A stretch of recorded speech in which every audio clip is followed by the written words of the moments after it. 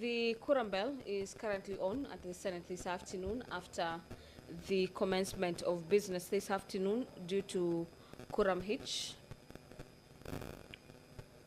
Pursuant to standing orders of the House on the quoration of the House upon the commencement of business has necessitated the Speaker to direct the statutory terms to ring the quorum bell for 10 minutes. And this period is a period allocated to senators within the presence of Parliament to make their way into the chamber this afternoon to allow for the proper quoration of the House to continue with the commencement of business before the Senate this afternoon. On Standing Orders number 53, subsection 1, the Senator for Busia County, Senator Omtata Andrew, will be seeking a statement from the Standing Committee on Health regarding the state and operations of the Kenya National Hospital, KNH. He equally has another statement that will be directed to the Standing Committee on Energy regarding the electricity connectivity in Busia County.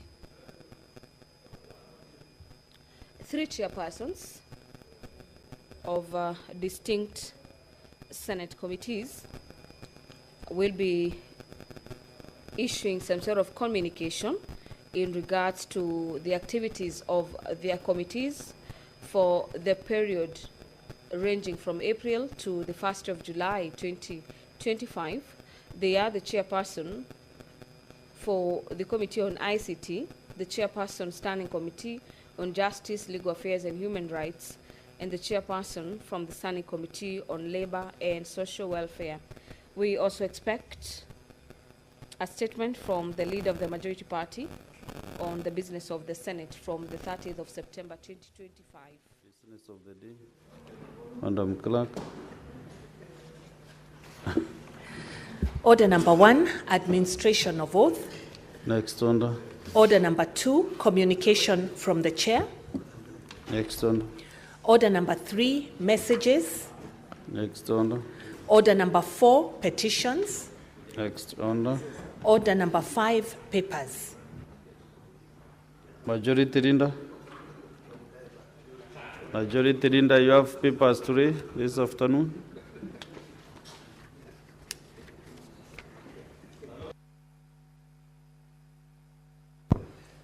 Thank you, Mr. Speaker. I beg to lay the following papers on the table of the Senate today, Thursday, the 25th of September, 2025, sorry, my apologies. This is the crops BIXA regulations, legal notice number 145 of 2025.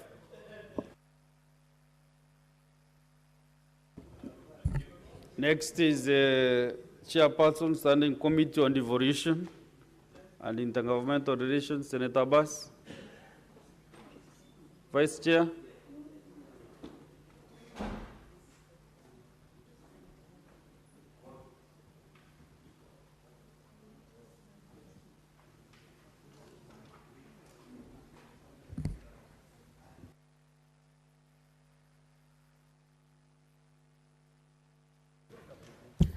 Thank you, Honorable Speaker. Mr. Speaker, I beg to lay the following paper on the table of the Senate today, 25th September 2025. Report of the Standing Committee on Devolution and Intergovernmental Relations on a petition to the Senate by Mr. Japheth Makoha, the Executive Director of Triple the Impact CBO, to amend the County Governments Act 2012 on the mandate of the county governors assigning portfolio of county executive committee members to the deputy county governors. The chairperson, Standing Committee on Devolution and Intergovernmental Relations. Thank you. Next order. Order number 6, notices of motion. Vice Chair, give notice of the motion. Vice Chair, Senator Catherine, you give notice of the motion.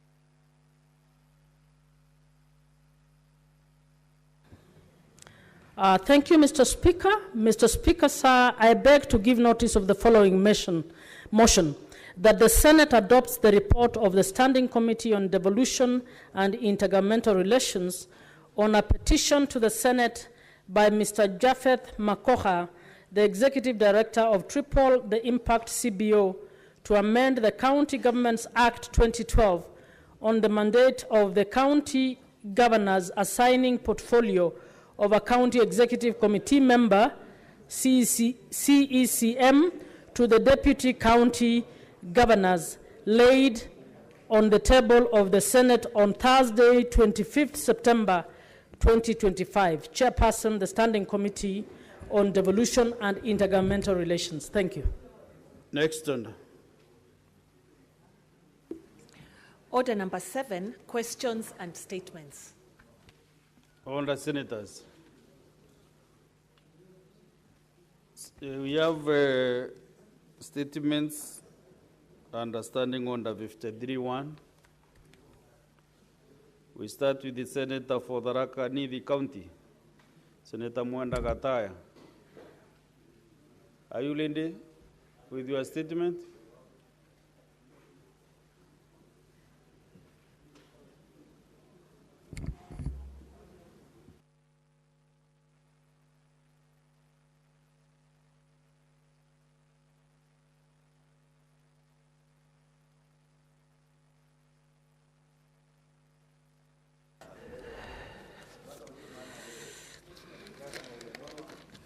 Thank you, Honorable Speaker. Honorable Speaker, I thought I couldn't be heard in silence. Oh, Senators, all the Senators, Senator Modigi, Senator Kajwang Moses, proceed and read your statement. Thank you, Honorable Speaker. Mr. Speaker, you allow me to, before I read my statement, I wish to extend my heartfelt sympathies to the Tharaka-Nithi University community following the unfortunate fire tragedy. Is that the statement that you have? Is that the statement that you are to read? Honorable Speaker, we No, you cannot get to give that apologies or whatever you are giving through a back door. It's a small statement, Honorable No, just read the first statement. You'll find your way in the course of the afternoon to read to along the give that statement. Thank you, Honorable Your Guidance, Honorable Speaker. Mr. Speaker, I rise pursuant to Standing Order 51(1), 53(1) to seek a statement for the Standing Committee on Land, Environment and Natural Resources on a matter of county-wide concern regarding delayed demarcation of land in some parts of the Tharaka-Nithi County. Mr. Speaker, sadly, in land allocation and demarcation in the Tharaka-Nithi County have led to prolonged disputes and uncertainty in land ownership and vulnerability among affected residents, particularly in rural and marginalized areas. The situation has been further compounded by reports of fake title deeds and poor adjudication practices, undermining public trust and impeding socio-economic progress.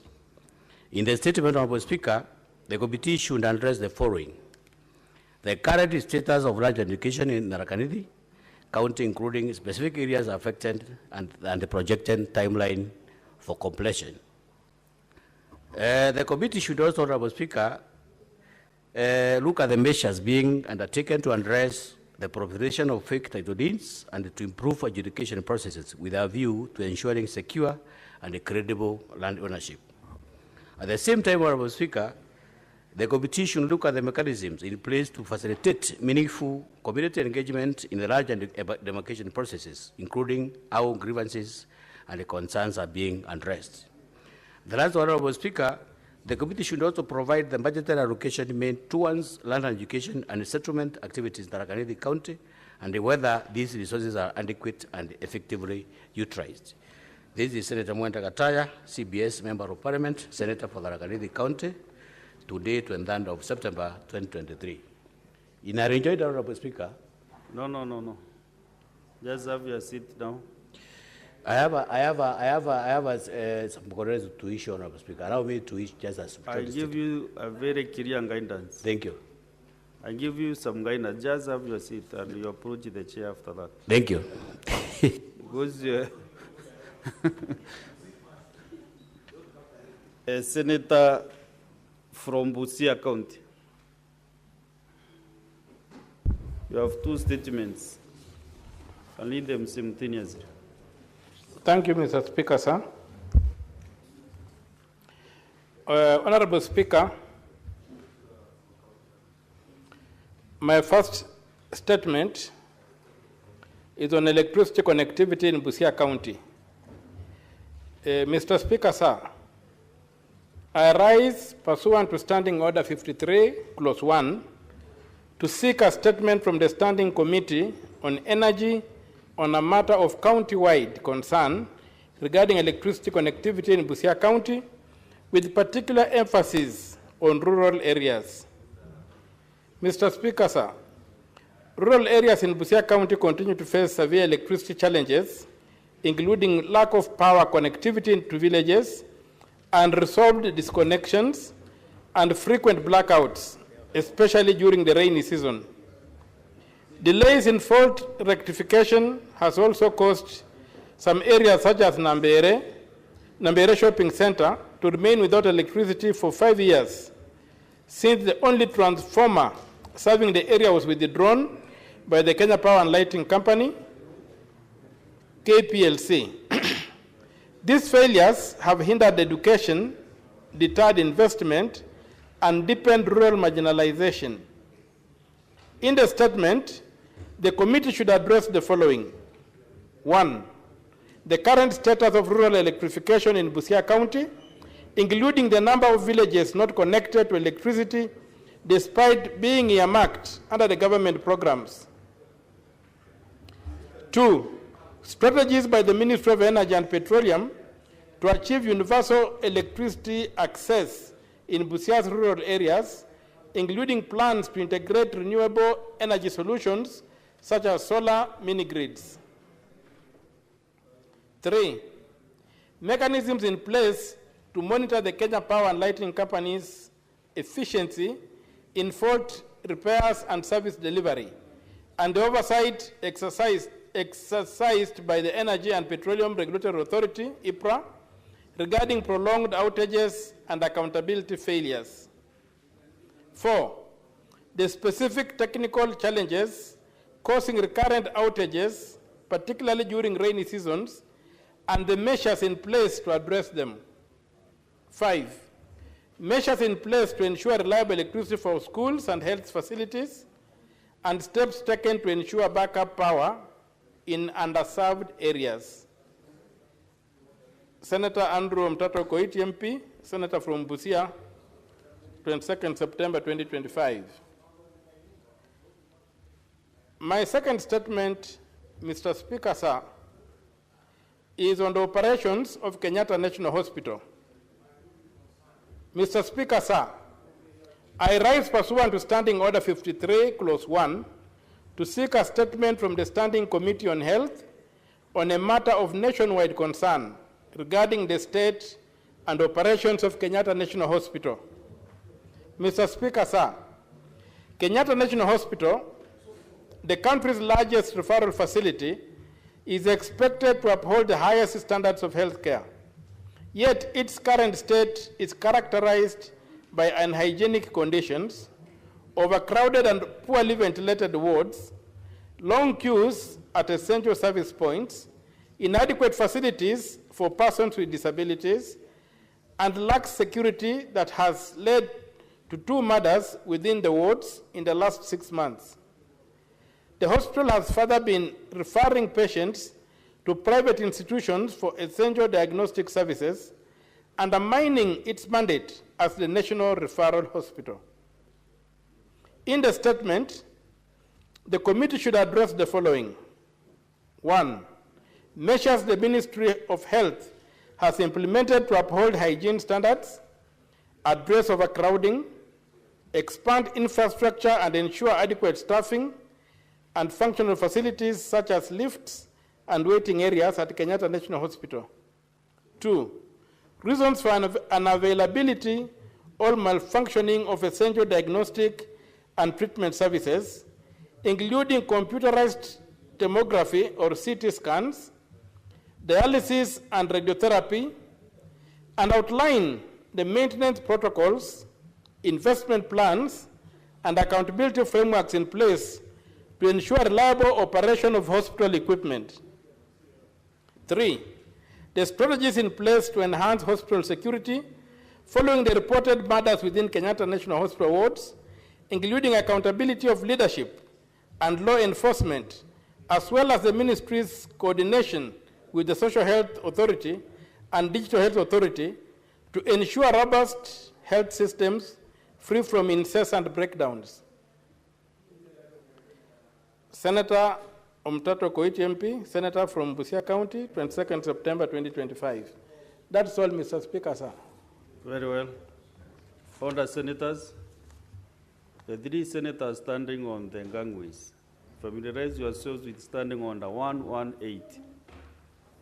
Senators should always be seated. No, let me read it for them, for clarity. Standing on 118, senators to be seated, except when passing to and from his or her seat or when speaking.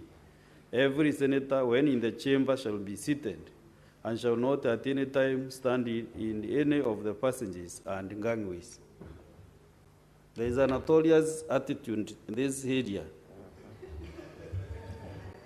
And the House was in order until Senator for Kisumu came in and decided to make a kamukunji. I was trying to catch his eye to make his statement. Now I think I should drop it until tomorrow. Yeah, today he has a statement, but I'm tempted to drop it. Can you do it very fast, Senator Professor? Thank you, Mr. Speaker. Mr. Speaker, I have a statement on the state of public sanitation infrastructure in Kisumu County. Mr. Speaker, I rise pursuant to Standing Order 53-1 to seek a statement from the Standing Committee on Health on a matter of county-wide concern regarding the state of public sanitation infrastructure in Kisumu County, particularly, Mr. Speaker, within high-traffic public spaces such as markets, bus parks, and beaches in Kisumu County. Mr. Speaker, despite consistent budgetary allocations by the county government of Kisumu, a substantial number of public toilets located in areas within Kibuye and Jubilee markets, Kisumu Bus Park, Luangni Beach, and various landing sites along Lake Victoria remain in a state of disrepair. These facilities, Mr. Speaker, are characterized by poor hygiene standards, lack of running water, inadequate sewage systems, and insufficient lighting and security conditions that pose serious public health risks and undermine the dignity of residents, traders, and visitors alike. In the statement, the committee should address the following. 1, provide a detailed inventory of all public sanitation facilities currently operational within major public spaces in Kisumu County, indicating their physical condition and level of functionality. 2, indicate whether the county government has established a formal maintenance framework or entered into any public-private partnership arrangements for the daily operation, cleaning, staffing, and security of these facilities. 3, indicate the total budgetary allocation and actual expenditure incurred by the county government of Kisumu towards the maintenance and upgrading of public toilets over the last 3 financial years. 4, indicate whether the county government has undertaken any sanitation audits, inspections, or enforcement actions in relation to the public health standards in these facilities since 2023. And lastly, provide the measures being implemented to ensure that public sanitation infrastructure across Kisumu County complies with constitutional and statutory requirements, particularly in view of the increased human activities, including tourism, within the region. Thank you, Mr. Speaker. On the senators, Senator Anastasia. Is that her name? Consolata. Oh, sorry, Senator Consolata. Don't get bad manners from Senator Mboni Karwale. Always look at the chair. As much as possible, you look at the chair, the movements he is making. I want to make this communication, Honorable Senators, of a visiting delegation from Zion School, Utawala, Nairobi City County. Honorable Senators, I would like to acknowledge the presence in the public gallery this afternoon of a visiting delegation from Zion School in Utawala, Nairobi City County. The delegation consists of 12 students and 7 teachers. In our usual tradition of receiving and welcoming visitors to Parliament, I extend a warm welcome to the delegation, and on behalf of the Senate and on my own behalf, wish them a fruitful visit. Thank you. Senator Edwin Sifuna. Thank you, Honorable Speaker, for that kind indulgence. These young children from Zion School, Utawala, they came in early before the session began, and we were having a small conversation with them. And I asked them if they knew who I was, and all of them said no, because you can see they are fairly young. So I really had to request the Speaker that when the session begins, you let me just welcome them formally to the Senate and introduce myself to them. My name is Edwin Sifuna. I'm the Senator of Nairobi. And this school is in Utawala, Honorable Speaker. I want them to know their Member of Parliament is called Babu Owino. He's also elected on the same party as the Senator. And you are welcome to Parliament. You're welcome to the Senate. I hope that you have learned something today, so that when you go home and your parents ask you, who is the Senator of Nairobi, you know the answer that you will give. Honorable Speaker, I want to thank the clerks at the table and your office, because Nairobi hosts the Senate. Anytime a school from Nairobi comes, please, let's not be treated the same way as schools from where Wakwabubi comes from, Senator Wakwabubi. Because we are the ones who host this. We are the ones who host this Senate, Honorable Speaker. So for that honor, I thank you very much, Honorable Speaker, and because previously you have shown very good generosity to children when they come here, I want to go outside and see them, and I know I'll be carrying some good message from the Speaker for them. Thank you very much, and God bless you. Okay, thank you. The good thing is that the children does not know what you intend to do. They are not aware. So I also give them my greetings from Meru and the Senate of Kenya. Thank you. So there are few senators. I can open a few minutes for comments, starting with the Senator David Wakoli Wafula. Sorry? Okay. Senator Beatrice Akinyi Ogola. Thank you, Honorable Speaker. Honorable Speaker, I rise to support the statement on the state of Kenyatta National Hospital. Honorable Speaker, as I support this statement, it is important to note that Kenyatta National Hospital, being a national referral hospital, requires massive funding, Honorable Speaker. So all what Senator Mutata has enumerated here is right. But we need to reflect as a country, Honorable Speaker, that are we giving the right funding to this institution amidst the kind of services it offers to all Kenyans and beyond, Honorable Speaker. I believe, Honorable Speaker, that Kenyatta National Hospitals need an affirmative action when budgets are being drawn. I've often seen a lot of activities going on there, Honorable Speaker, and sometimes you sympathize even with the staff that are there.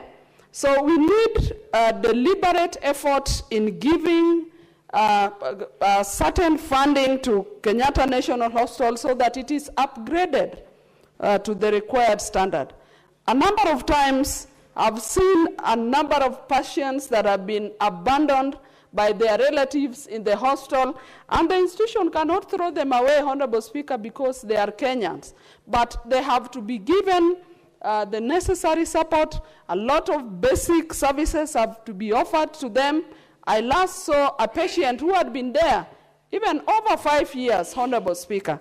So as we look into the services that it should, the institution should offer to Kenyans, we must also realize that populations have grown, and so with population growth, the services, as it is increased, there must be commensurate funding that is given to that hospital, Honorable Speaker.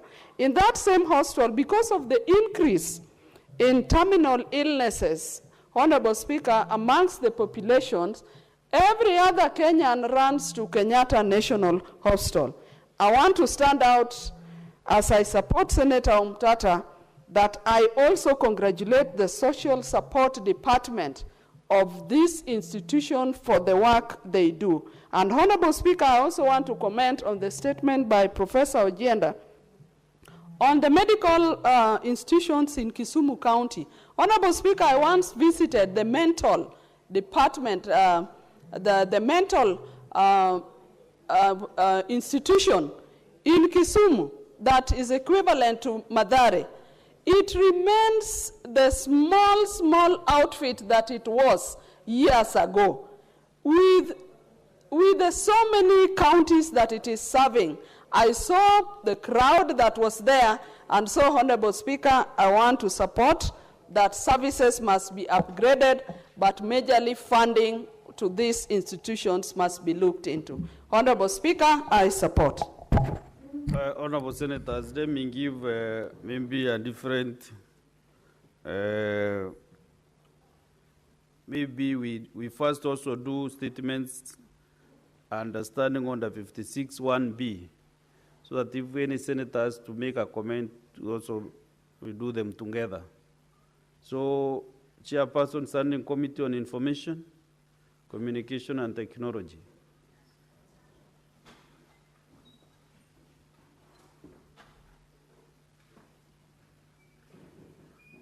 Do you have any statement from Standing Committee on Justice, Legal Affairs and Human Rights?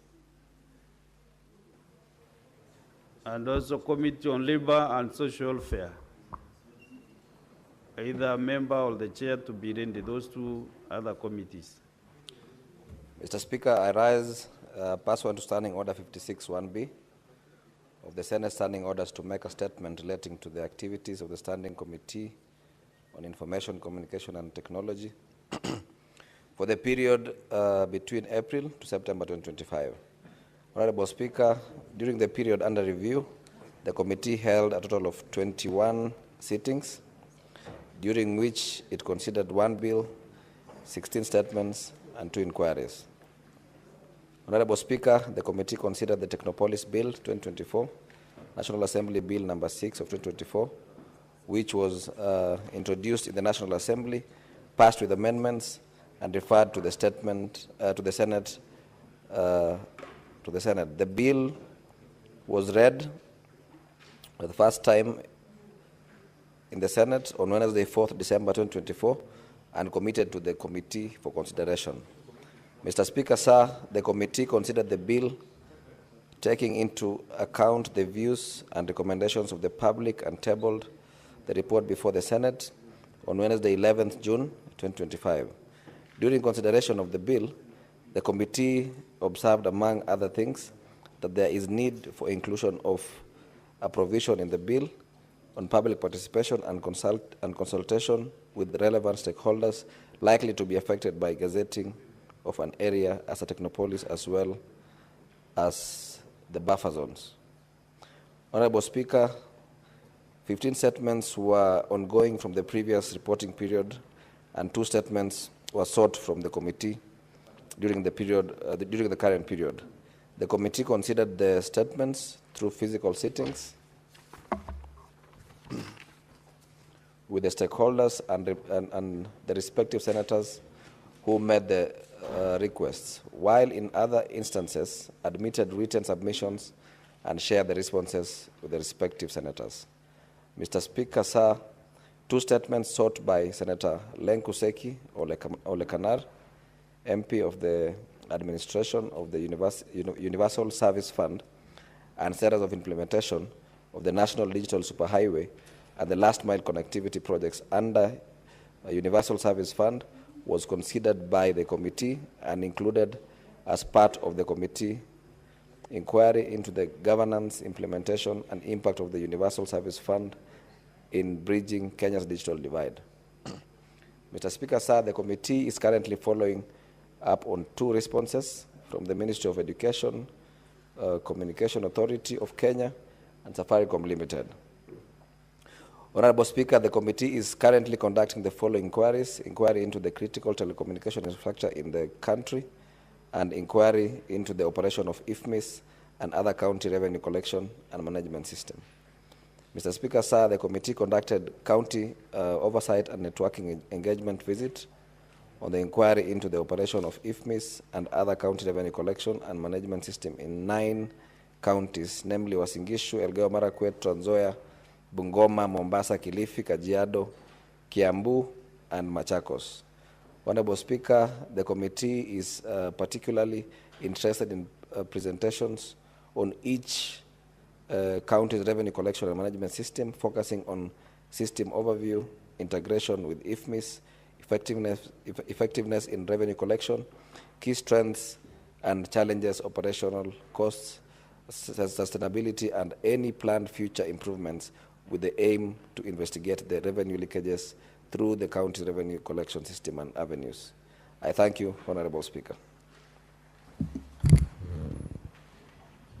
Chairperson, Standing Committee on Justice, Legal Affairs and Human Rights.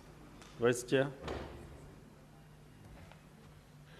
Thank you, Mr. Speaker. Mr. Speaker, I have the quarterly statement on the Standing Committee on Justice, Legal Affairs and Human Rights. Mr. Speaker, Honorable Speaker, I rise pursuant to Standing Order 56(1)B of the Senate Standing Orders to make a statement relating to the activities of the Standing Committee on Justice, Legal Affairs and Human Rights for the period commencing 1st May 2025 to date. Honorable Speaker, the Standing Committee on Justice, Legal Affairs and Human Rights is established under Standing Order 228(3) of the Senate Standing Orders and is mandated to consider all matters relating to constitutional affairs, the organization and administration of law and justice, elections and promotion of principles of leadership, ethics and integrity, agreements, treaties and conventions, and implementation of the provisions of constitutional and human rights. Honorable Speaker, during the period under review, the committee held a total of 25 sittings, during which it considered 1 legislative proposal, 1 bill, 3 petitions, a session of paper on public participation, as well as other legislative business, including the implementation of the resolution of Senate on the current state of the nation.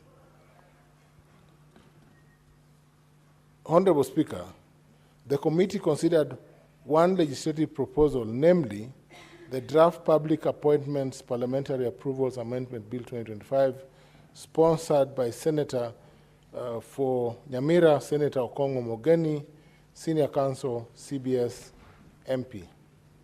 Honorable Speaker, during the period under review, the committee concluded the consideration of the President's memorandum on the referral of the Conflict of Interest Bill 2023, National Assembly Bills number 12 of 2023, and tabled its report, following which the House considered and voted on the reservations. The bill has since been assented to and is law. The committee has 2 bills pending before it, namely the County Government State Officers Removal from Office Procedures Bill 2024, Senate Bills number 34 of 2024, and the Constitution of Kenya Amendment Bill 2025, Senate Bill number 13 of 2025. On the first bill, the committee has concluded stakeholder engagements and considering the submissions received, following which it will adopt and table its report in the House. With regard to the Constitution of Kenya Amendment Bill 2025, the committee has met with key stakeholders, received their views, and deliberated on the bill. The next stage is the proposed public hearings across the counties. There is, Mr. Speaker, this exercise, Mr. Speaker, will involve all members of the House, not just the committee, and I urge all senators to commit and fully participate once the dates are firmed up. This will pave way for the Commission to consider the submissions received and bring its report to this House. On petitions, Mr. Speaker, the committee, having concluded the consideration of all petitions referred to it, and tabled its reports, did not consider any petitions during the period under review. However, pursuant to its implementation mandate, Mr. Speaker, the committee followed up with various ministries, commissions, departments, and agencies on the status of implementation of the recommendations ongoing from the previous reporting period, and 4 statements were sought from the committee during the period under review, bringing the total number of statements to 11. On this number, the committee concluded consideration of 4 statements related to the administration of justice and 1 relating to elections. We are following up for responses of the remaining 6 statements to ensure that they are concluded before end of session. Honorable Speaker, during the reporting period, the committee also considered the state of the judiciary and administration of justice annual report, SOJA, for the year 2023 and 2024 and adopted its report thereon. 2, continue to consider and give directions on the conduct of various court matters relating to the mandate of the Senate and to the devolved system of government, and engage with various institutions the implementation status of the Senate resolution on the current state of the nation. Lastly, Mr. Speaker, on the engagement with external stakeholders, in line with its mandate, the committee held high-level engagements with various stakeholders during the reporting period. These included the Kenya National Commission on Human Rights, KNHCHR, Independent Electoral Boundaries Commission, IEBC, the National Gender and Equality Commission, NGEC, Commission on Revenue Allocation, CRA, and the Kenya Law Reform Commission, KLRC. Others were the Office of the Registrar of Political Parties, the Council of Governors, the County Assemblies Forum, the Law Society of Kenya, and civil society organizations under the umbrella of Uchaguzi platform. The outcome of these engagements, Mr. Speaker, greatly enriched the consideration by the committee of the legislative business before it, as well as setting the agenda and priority areas for the next session. Honorable Speaker, in conclusion, I wish to thank your office and that of the Clerk of the Senate for the continuous support accorded to the committee in undertaking its work. I also wish to thank the members of the committee for their commitment and diligence, which has enabled this committee to execute its mandate and conclude its assignment within the set timelines. I thank you, Mr. Speaker. Very well. Chairperson, Standing Committee on Labor and Social Welfare.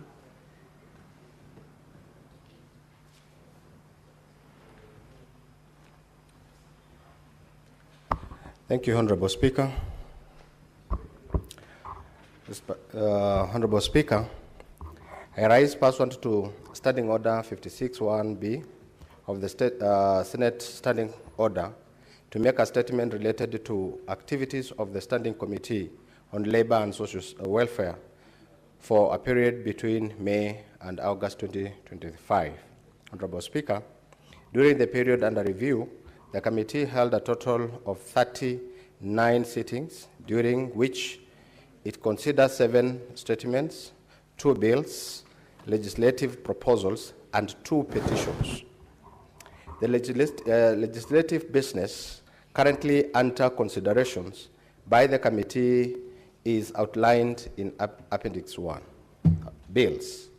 Honorable Speaker, during the period under review, the committee concluded the considerations of 2 bills, namely the Culture Bill 2024, National Assembly Bill number 12 of 2024, and the Social Petition Bill 2025, National Assembly Bill 12 of 2025. Additionally, the committee approved the publication 2 legislative proposals, the Labor Relations Amendment Bill 2025 and the Social Risk Management Bill 2025.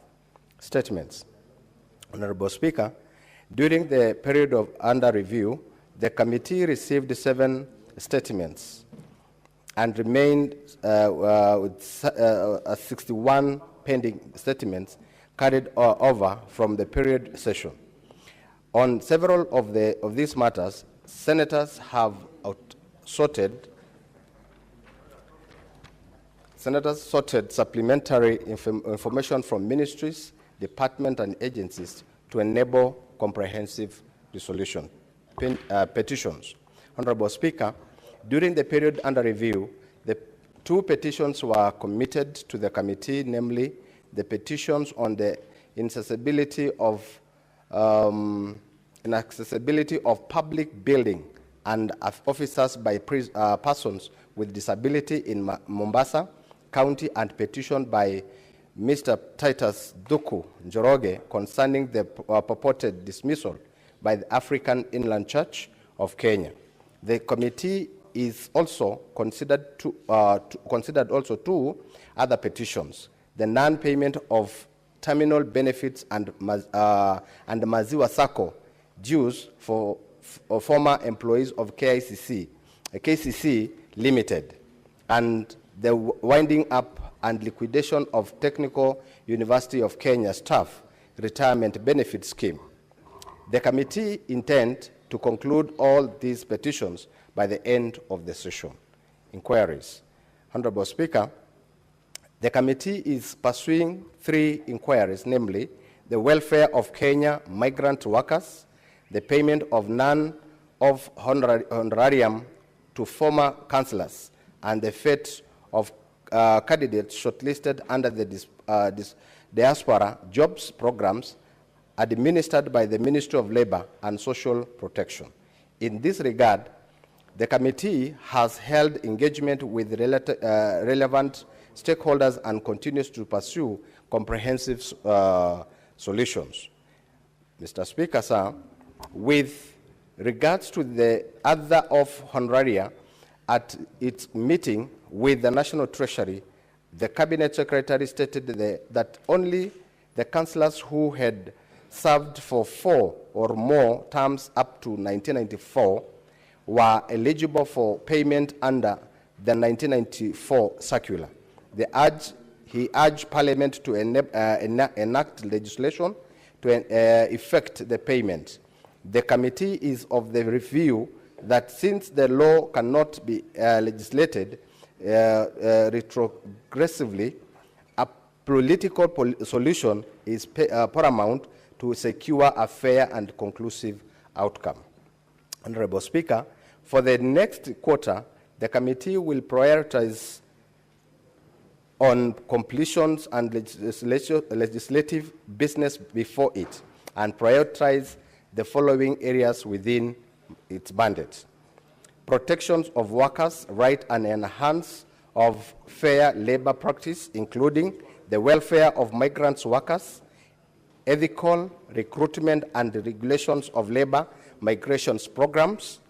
2, oversight on pension schemes and social security, with emphasis on the timely disbursement and proper management of retirement benefits, terminals dues, and statutory deductions affecting employees in both public and private institutions. Honorable Speaker, strengthening of workforce health and safety through effective implementation of the Occupational Safety and Health Act, enhance inspections mechanisms and in compliance with national and international labor standards, enhance of sports development and management, including policies to promote alternative sports, safeguard the welfare of sportsmen and women, and ensure accountability within sports organizations, and oversight of social protections programs to secure the dignity and welfare of vulnerable persons, including the elderly, persons with disability, and the children. Honorable Speaker, I wish to thank you, your office, and the Office of the Clerk of the Senate for the continuous support according to the committee in executing its mandate. Lastly, I also wish to thank the members of the committee for their diligence, dedication, and valuable contribution of activities of the committee. Thank you, Honorable Speaker.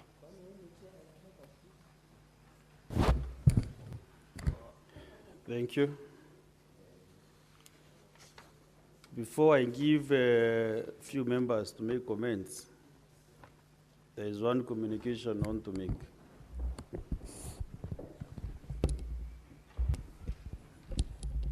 Senator Seki.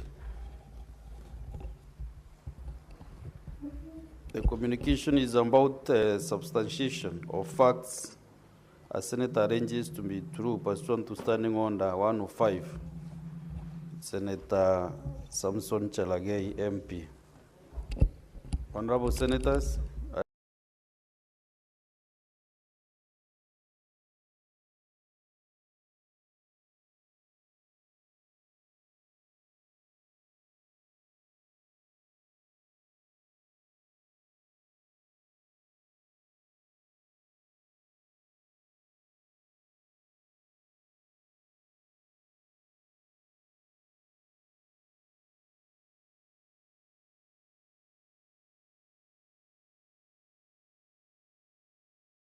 as you may recall, that equitable share cash disbursement 105.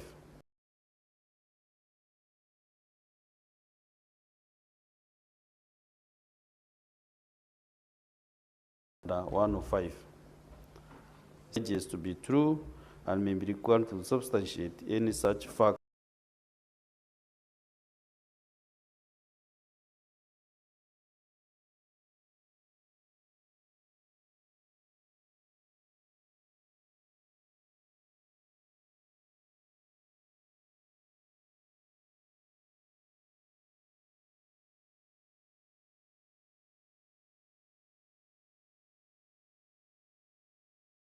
Instantly. And two, if a senator has sufficient reason to apology, if the speaker so requires. Honorable Senators, in the point of order, Senator Chalagei, MP, was required to substantiate the statement that I open the quotes, I'm happy with the TIFA survey results. You have seen our party, UDA, is the most popular party in this country. That is why we have elected Wakwabubi, then Senator Wakwabubi from Bungoma, close of quotes.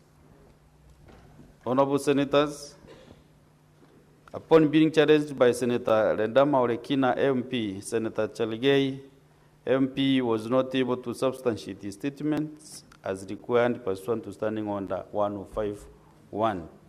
He subsequently requested the temporary speaker, Senator Catherine Muma, MP, to provide the evidence at the next sitting day in accordance with Standing Order 105.2. Having acceded to the request, the temporary speaker, Senator Catherine Muma, MP, directed that the senator substantiates the statement at the next sitting day. Pursuant to Standing Order 105.2, I now invite Senator Samson Chalagei, MP, to forthwith substantiate the claim as raised in the point of order by Senator Rendama Orekina, MP, failure to which the senator shall be deemed to be disorderly within the meaning of Standing Order 121. In the absence of such substantiation, the senator will be required to withdraw the statement and apologize to the Senate. I thank you. Senator Chalagei, utajitetea ukiwa pande gani? Proceed. Mr. Speaker, I don't know why I should substantiate the obvious, but I follow your direction. So I have the TIFA report in soft copy. So do I table my phone, or am I supposed to send to us to so that I send it is in soft copy? Because the issue was... What is in the soft copy? The TIFA report, because I had quoted TIFA that according to TIFA opinion polls, UDA is the most popular party in Kenya as of today. So was it a survey released? Yeah, it was a survey release. It was in the public domain, and Senator Ledama, which should be judicially noticed, Mr. Speaker, the reports are in public. So they requested that I table the TIFA report to your secretariat for substantiation. So do you have the TIFA report? Yeah, I have it in soft copy, Your Excellency, sir. But... or I table my phone. But it's quite expensive. I don't know. So What I suggest is you table what you have. Yes. I don't know whether the secretary will be able. Or I send the soft copy. You can send to the secretary. SDC Kishange. Yes. Yes, please. And Mr. Speaker, you are a member of UDA, so you know UDA is popular.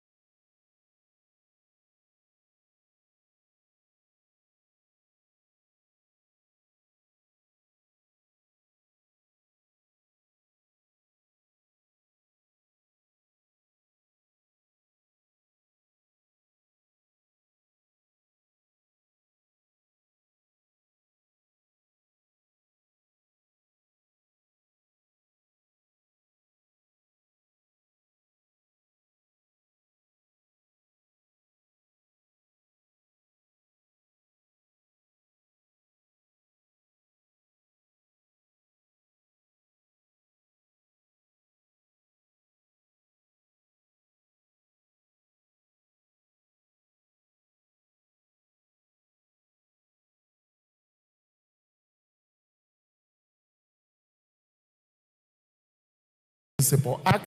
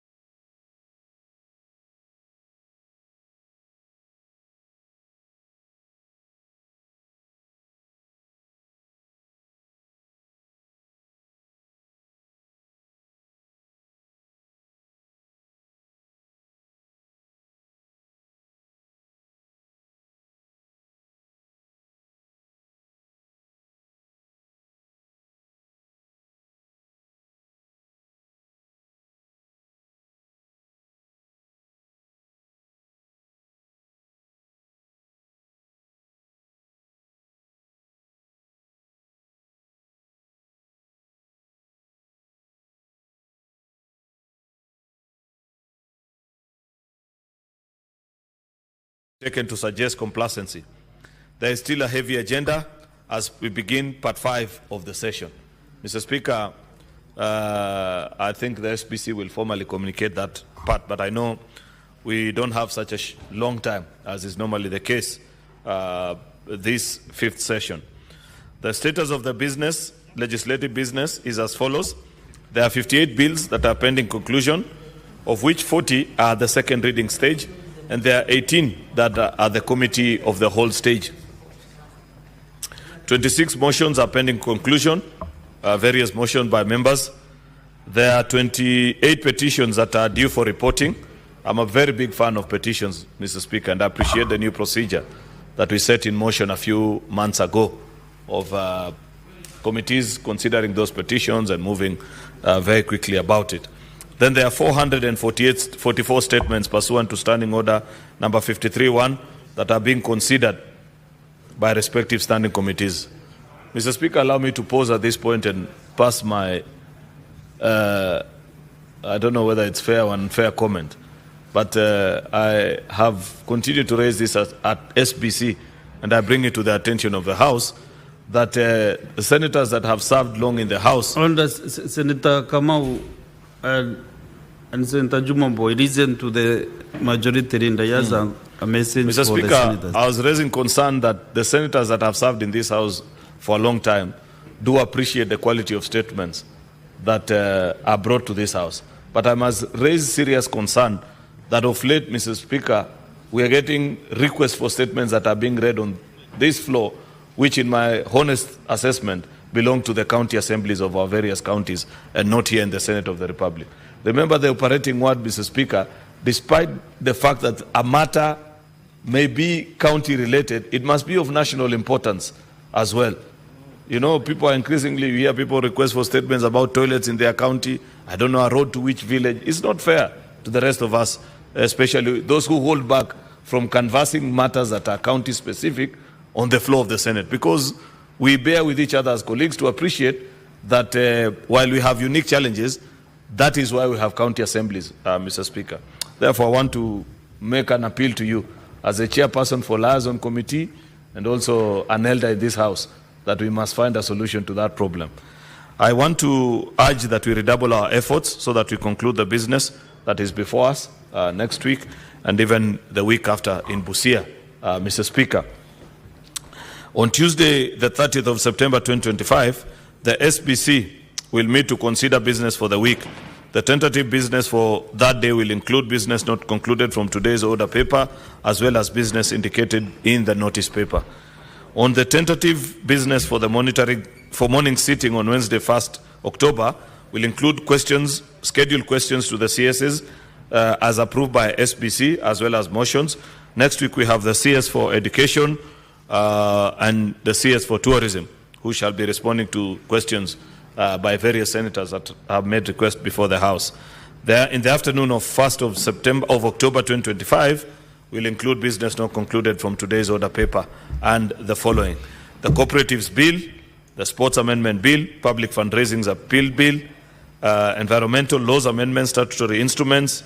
This is one of those so-called NADCO bills, so it's long overdue, Mr. Speaker. The County Government Election Laws, Sports Amendment Bill, and the Civic Education Bill. Reports of the Standing Committee on National Cohesion, Equal Opportunities and Regional Integration on an inquiry into the diversity and inclusivity in the staff composition of various state agencies in Kenya, and the report of the Standing Committee on National Cohesion and Regional Integration on the implementation of the Senate resolution on the current state of the nation, made on the 24th of July 2024. This is a huge milestone, and I must commend this committee, Mr. Speaker. This is the first committee to bring to the House a report in follow-up to that motion that we passed here last year after Parliament was invaded. The rest of the committees, Mr. Speaker, that had business proposed to them, none has concluded the work. Therefore, I must congratulate Senator Chute and all the members of the National Cohesion, Equal Opportunity and Regional Integration Committee for their diligence and industry. Mr. Speaker, I look forward to debating that report and getting to know, particularly on the state of employment in our various state agencies. That is and the diversity therein. I hope the other chairpersons and members of the other committees can help to resolve the other matters before them. The projected business for Thursday, 2nd of October, will include business that will not have been concluded on Wednesday's order paper and any other business scheduled for the SBC. I thank you and hereby lay this statement on the table of the Senate today. Thank you, Mr. Speaker. Thank you, Majority Leader. Majority Leader has raised a genuine concern on the quality of statements that find their way to the Senate.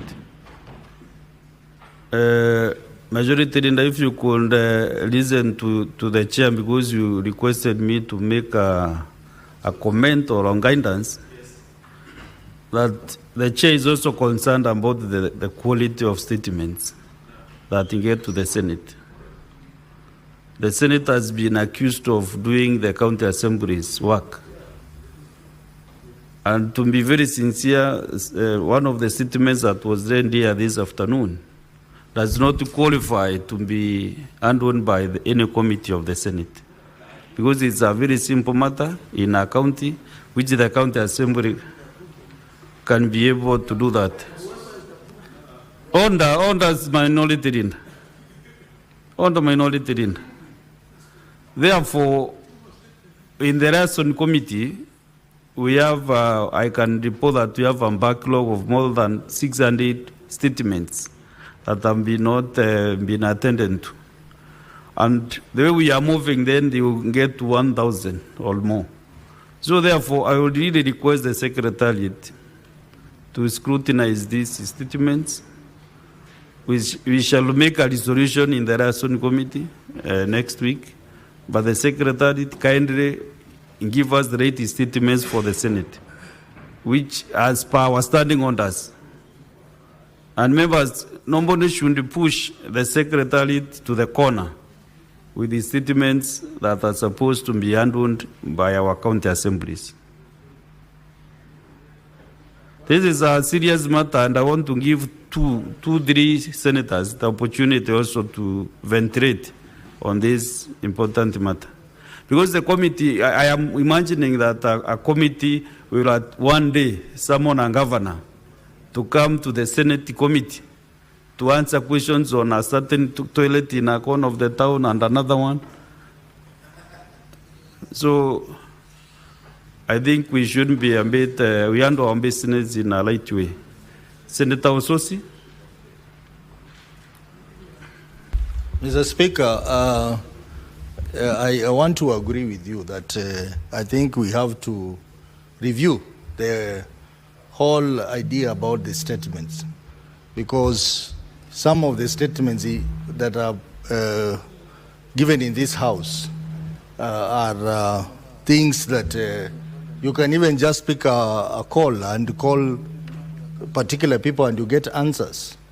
But most importantly, Mr. Speaker, the issue of statements is affecting the quorum in this House, Mr. Speaker, because some members here, and I don't want to mention names, they understand that once they have made the statement and they have gotten the clip, they have done their job for the day, and then they go.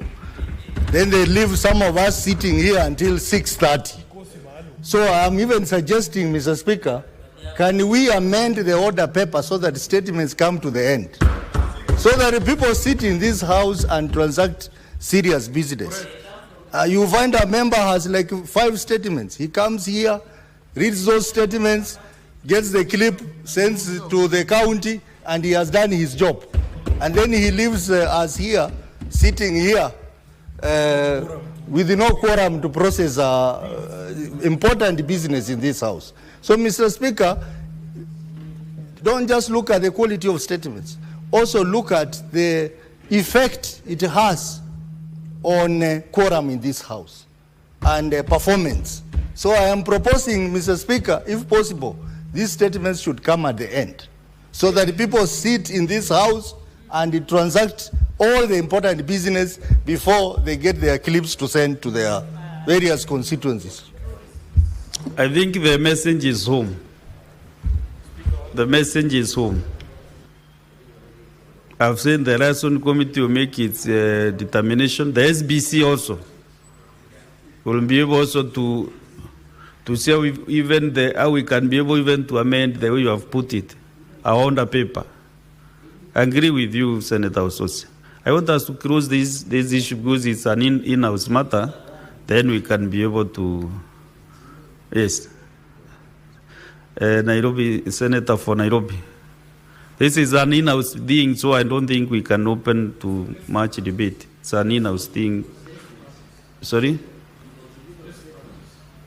Maybe I'll give a few senators to contribute or make comments on the statements. Starting with, I can't see even Senator Mofaya Gataya Mwenda.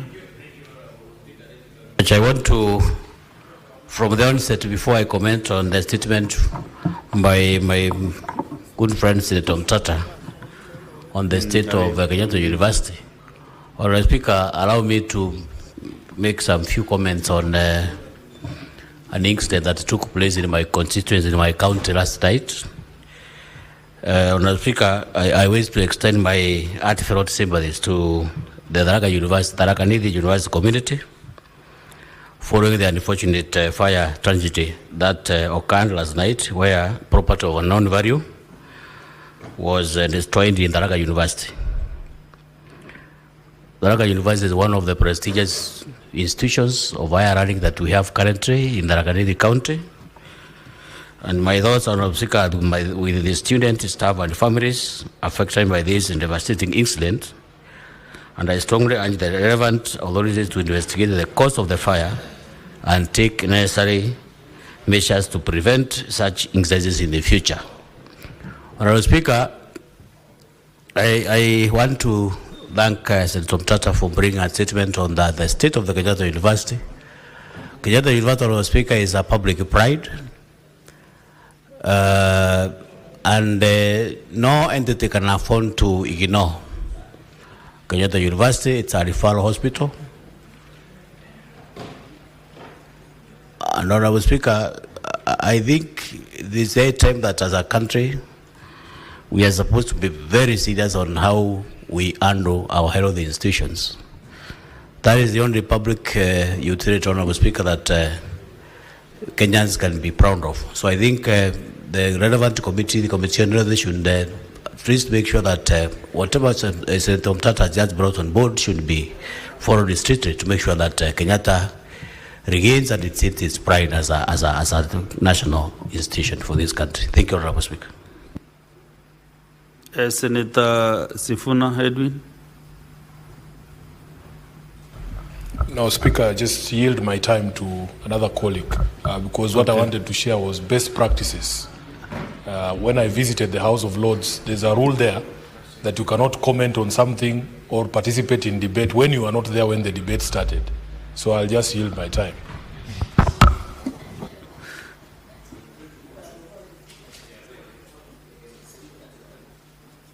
Senator Ososo, I thought you made your comment. I can see your... And Honorable Senators, you have exactly 18 minutes to stop, to conclude all statements. Mr. Speaker, that... So 2 minutes each member. Yeah. 2 minutes. Mr. Speaker, I wanted to comment on the statement by Senator Mutata regarding KNH, Kenyatta National Hospital. Mr. Speaker, the issue of Kenyatta National Hospital is a serious issue. And I would request that the Committee for Health takes it very seriously.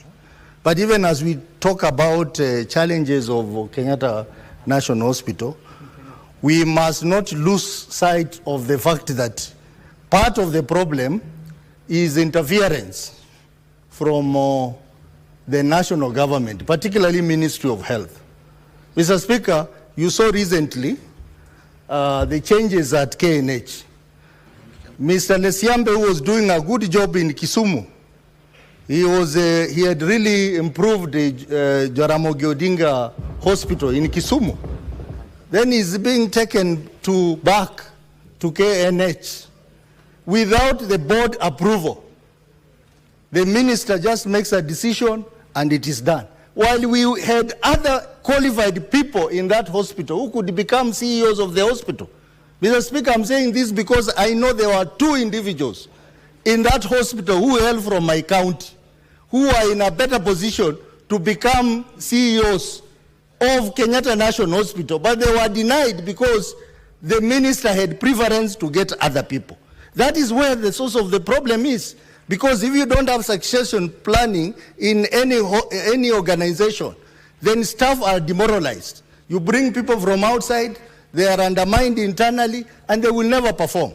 So as we talk about the inefficiencies at Kenyatta National Hospital, we must also talk about interference by the Ministry of Health, particularly the Cabinet Secretary for Health, Mr. Speaker. Also, the issue could have declared your interest before you mentioned I have said your people you are robbing for. I represent the people of Vihiga, and I know for sure there are 2, 1 senior doctor and 1 senior administrator at KNH who are primed to become CEOs of Kenyatta National Hospital, but they were overlooked because of political consideration and tribal consideration. Mr. Speaker. Very well. Let us hear from the Vice Chair Health, Senator Mariam Sheikh Omar. Thank you, Mr. Speaker, for giving me this opportunity, Mr. Speaker.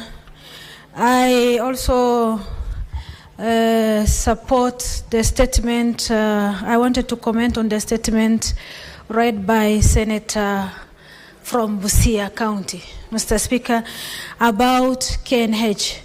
Mr. Speaker, a healthy country is a wealthy country. Mr. Speaker, in the statement of Senator Busia, he was talking of crowdness of patients and shortage of beds, Mr. Speaker. That raised by, to my opinion, that the nearby counties, there's a poor facilities, poor service delivery on the facilities of health, Mr. Speaker. Because in health committee, we went to almost 20-something counties, 20 counties, to verify, Mr. Speaker. We realized that overcrowding was normally brought about by the neighboring counties which are not serious with their health care, Mr. Speaker. So, Mr. Speaker, health is devolved, and the county must take initiative of taking care of the health facility, Mr. Speaker. Mr. Speaker, if I also comment on the statement raised by Tarath Kanithi, Senator, Mr. Speaker, about the land, about situation has been further, about the fake title deeds, Mr. Speaker. Mr. Speaker, I encourage, and also, Mr. Senator Mariam, you remember we said 2 minutes so that I can give at least 4 senators the opportunity to make their comments. I think there is a problem with the gadgets on my left-hand side. So yes, Senator Manzo, Danson. Thank you, Mr. Speaker, for giving me an opportunity. Mr. Speaker, I would like to comment on Senator Mutata's comment on Kenyatta National Hospital. Mr. Speaker, if we may get the facts right, as much as Kenyatta National Hospital has had a lot of problems, it has also helped a lot of people during emergency, Mr. Speaker. This happened during the demonstrations.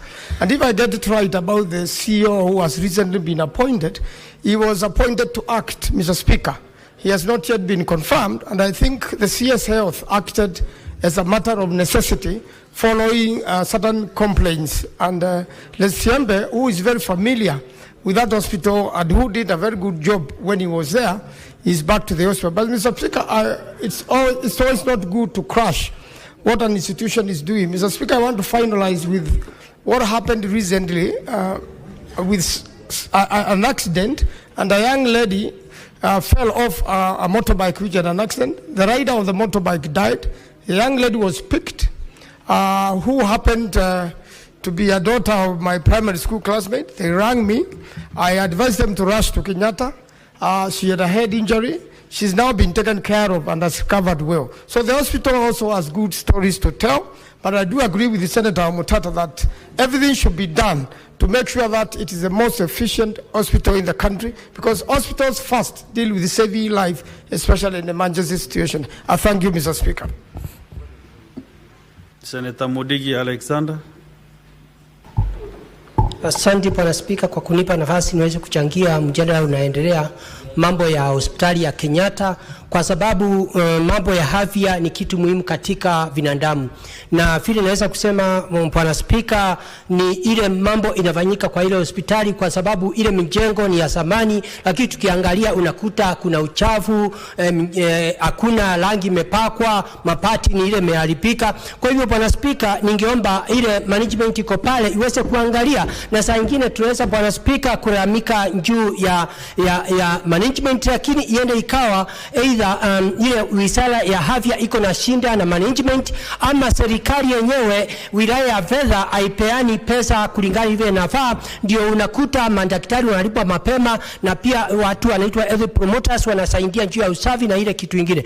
Bwana Spika, ile kitu ingesaidia, kwa sababu naona katika Kenya watu waendelea kuwa wengi. Ningeomba, kwa sababu mambo ya afya iko katika devolution, unakuta tuko county 47 Sapa, unakuta mahospitali ambayo ziko kule mashinani kama Embu level 5, unakuta ile mahospitali inapatiwa machini ya kutosha, inapatiwa pesa ya kutosha, madaktari walipo vile inafaa. Unakuta kama juzi, unakuta health promoters, watu wengine walikaa kama miezi 3 miezi 4, kwa sababu wizara ya fedha inakalisha pesa, unakuta watu wapati pesa. Kwa hivyo Bwana Spika, wakati mahospitali itaangaliwa ile mko mashinani, kila county ipatiwe pesa ya kutosha, mashini ya kutosha, na kuwe na watu wa kuelimisha ati ukienda hospitali ya county utahudumiwa kama ile county hospitali iko national government, watu wakati watapungua na watu watahudumiwa kulingana vile njia inafaa. Pia mambo ya afya iwe hakuna mtu anafaa kulipishwa chochote. Kwa hiyo watu wa budget mpaka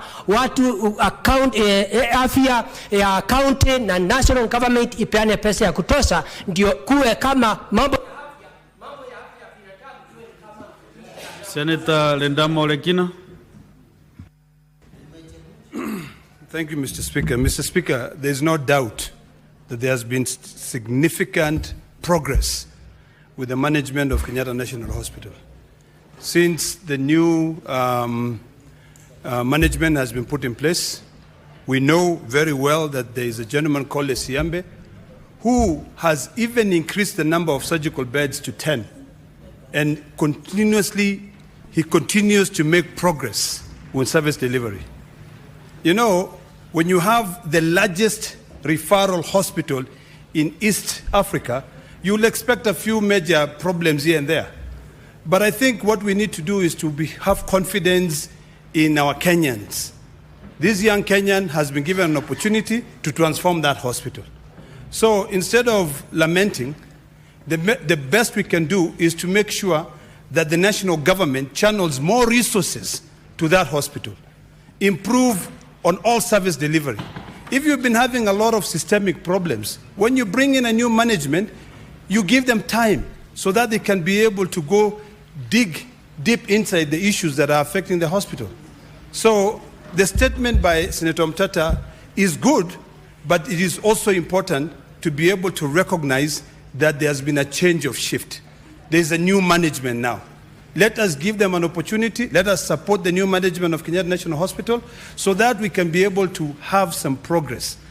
If we are talking about healthcare in general, there are significant problems.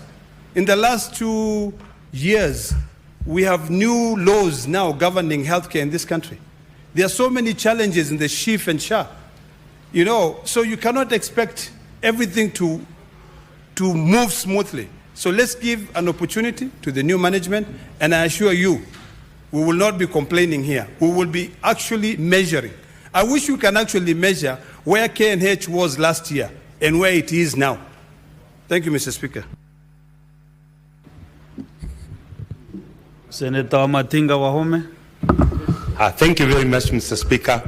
I was almost sure you're calling my name as next. Mr. Speaker, as I stand up, I want to start with a note that we as Kenyans must learn to develop operation standards and manuals so that it becomes not pegged on the individual. I want to say this, Mr. Speaker. Lesiampe, I know him as a good performer, but Mr. Speaker, it is paramount and imperative that we Kenyans divorce our thinking from names and tribes. So long as we have standard operation procedures, Mr. Speaker, then it does not matter who's leading an organization because we know what is to be expected. Mr. Speaker, I'm persuaded to believe, and I want to persuade my colleagues to believe, that it does not depend on which ethnic background you come from for you to be able to deliver. This country, Mr. Speaker, for so long, we've held ourselves hostage to this tribal inclination, and therefore, I would want to say it is the time, now the high time, that we look at a country like it can be led by anybody, and the only thing that we need to do is to put up structures in place, to put operating manuals and procedures in place, so that no matter who takes leadership knows this is the minimum expected. To wind up, Mr. Speaker, I know the performance of this gentleman. I've seen the change. The challenges that this country is facing in the health sector needs somebody who's bold enough to make decisions. And I'll say that this Siampe is doing the right thing. Let's encourage him. Let us contribute towards bettering our services instead of rewriting the book of lamentation, Mr. Speaker. Finally, Mr. Speaker, moving forward, even in the national arena, we must divorce ourselves from this tribal inclination that has continued to hold this country hostage for the last 62 years. Mr. Speaker, I submit.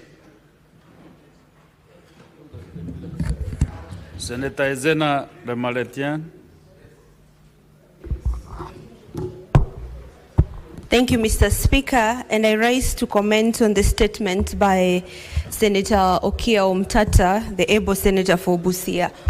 Mr. Speaker, while we need to oversight all public institutions, hospitals included, we cannot, it is imperative to note that the challenges that are affecting Kenyatta National Hospital are affecting every other hospital across the country.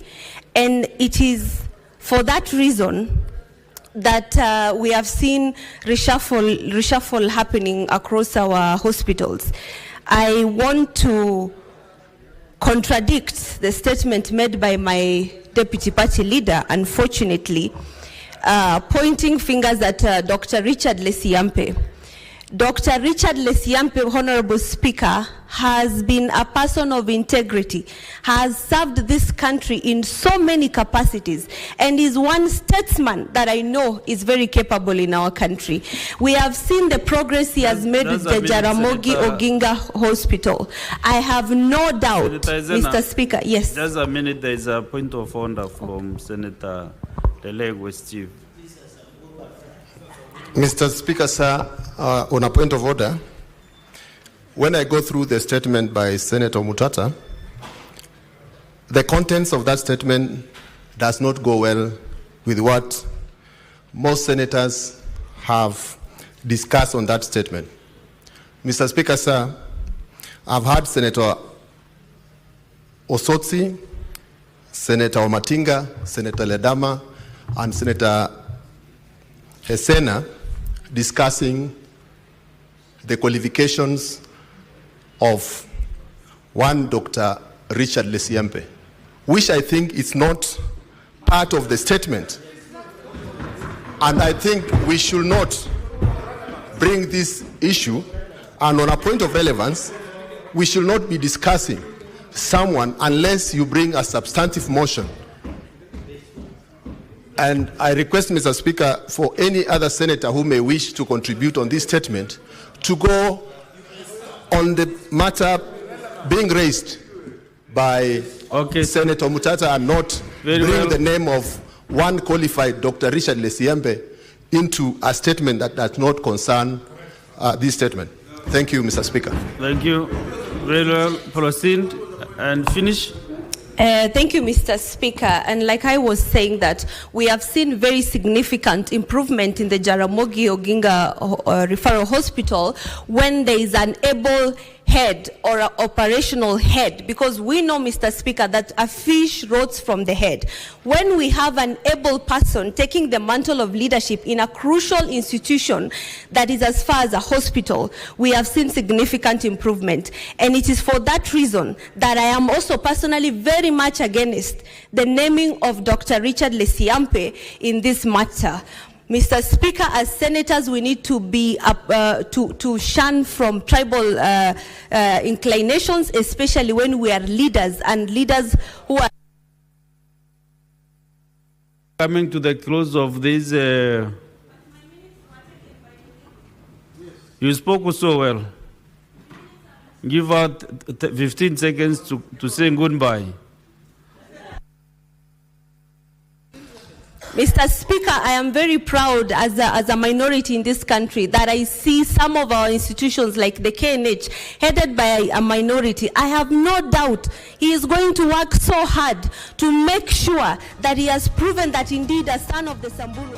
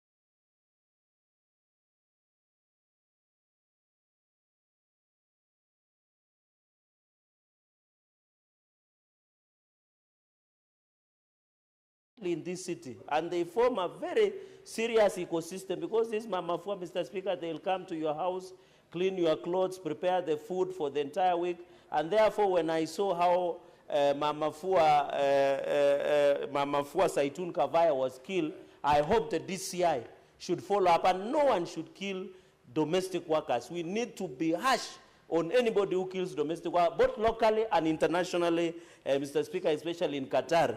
Mr. Speaker, secondly and finally on councillors, Mr. Speaker, is we need to finalize. We invited the CS Mbadi.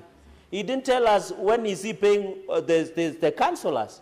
The councillors serve this country, and there are more than 12,000. Some of them are still surviving, some of them are sick. Mr. Speaker, I want to appeal to the Labour Committee to come up with a legal framework to cure the issue of one payment to the councillors. Mr. Speaker, on that note, I want to thank you, because yesterday I saw you hosted former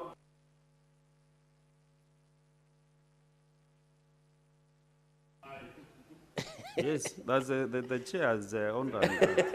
Mr. Speaker, I want to celebrate you and thank you that you are providing leadership in Meru by bringing even nemesis, political nemesis like former Senator Linturi. And I'm happy he has abandoned Wamunyoro and is now joining the government courtesy of you, and we are proud of what you are doing as the Deputy Speaker. And we didn't make the wrong choice as the Deputy Speaker, because you are one of our members, premier members of UDA, Mr. Speaker, and we will continue supporting you, Mr. Speaker, in Meru. Senator Catherine Muma. Thank you, Mr. Speaker. Mr. Speaker, I rise to contribute to Senator Mtata's statement regarding the state of Kenyatta National Hospital. Honorable Speaker, would you kindly ask Cherargei and team to listen in? I don't know why he always disrupts after we've listened to him. Can I? No. Yes, you are actually. You're almost now provoking the chair. Thank you, Chair. Because you are happy when members listen to you carefully. But when others are contributing, raising the issues, you now start making noise. Thank you, Chair, and I hope my time has been said.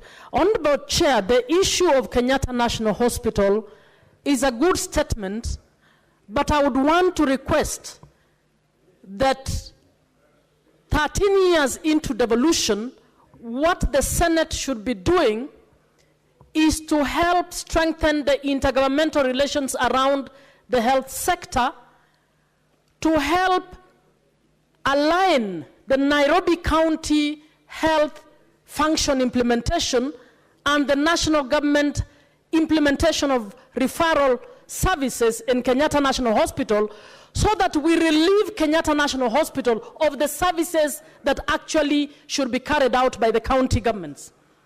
Kenyatta National Hospital is burdened by carrying out all functions from level 1 to level 6. The Senate has done nothing around this.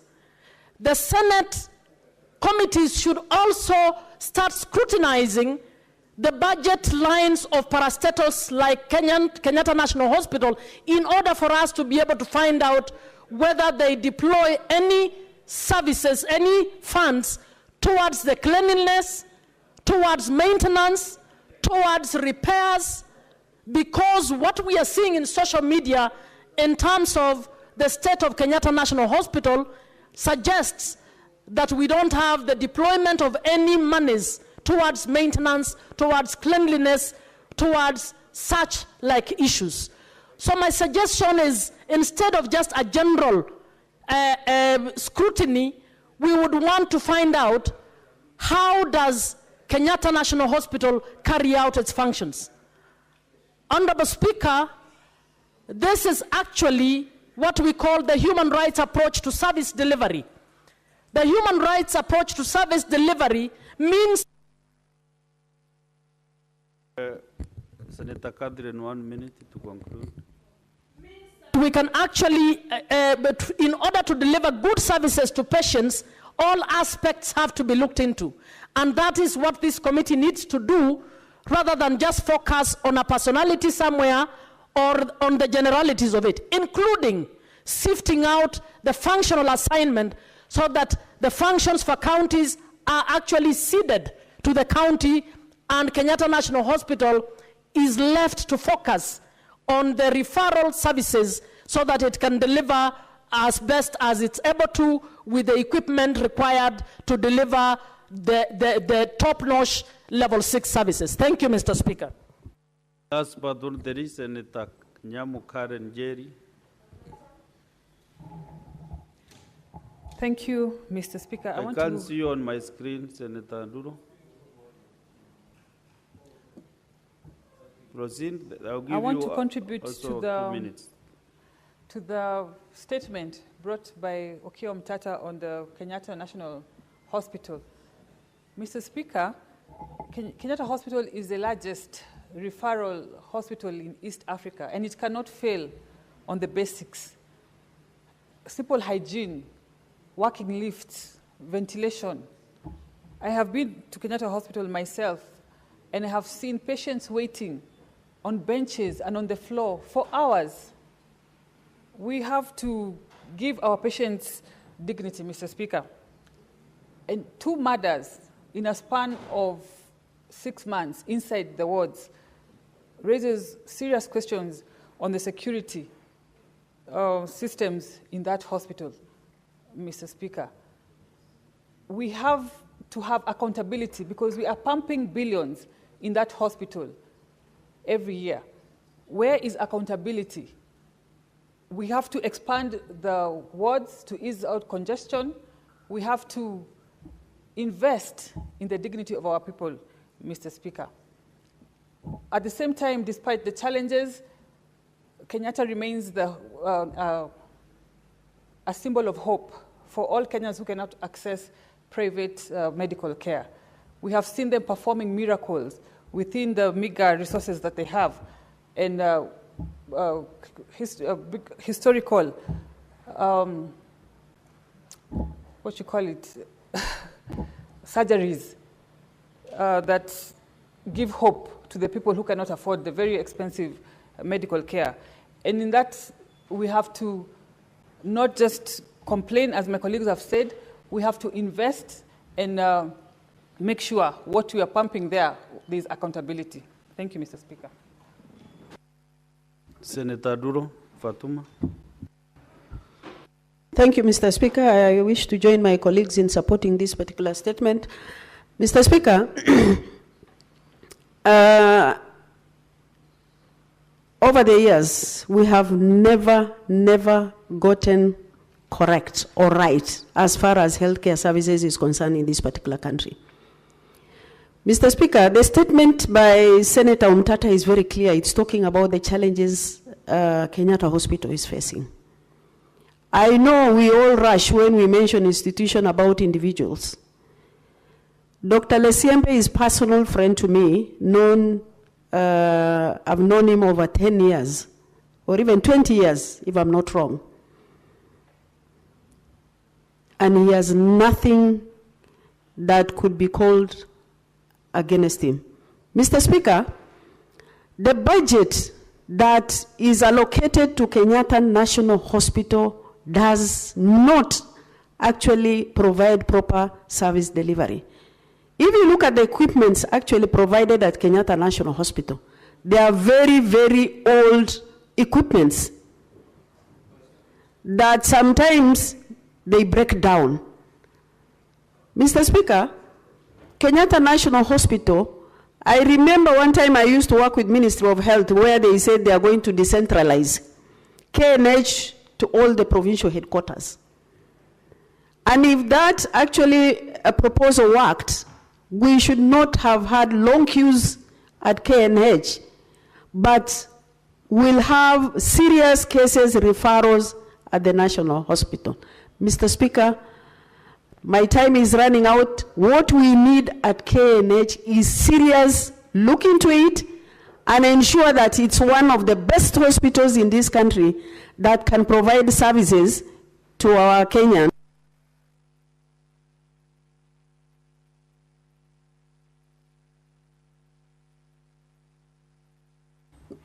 Please give her some 30 seconds to finish. Madam Speaker, we need to look into how we can give better service deliveries at KNH. The problem is there, but we cannot run away from it. Can we look into it and ensure that we have allocated enough budget to take care of services at KNH? And ensure that we have also decentralized some of the services that are provided at Kenyatta National Hospital. I thank you, Madam Speaker.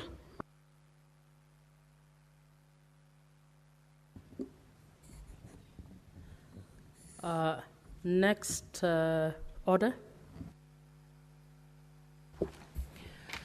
Order number 8, motion, report of the Standing Committee on Finance and Budget on the county government's cash disbursement schedule for financial year 2025-2026. Resumption of debate interrupted on Wednesday, 24th September 2025, afternoon sitting. Senator Mazayo.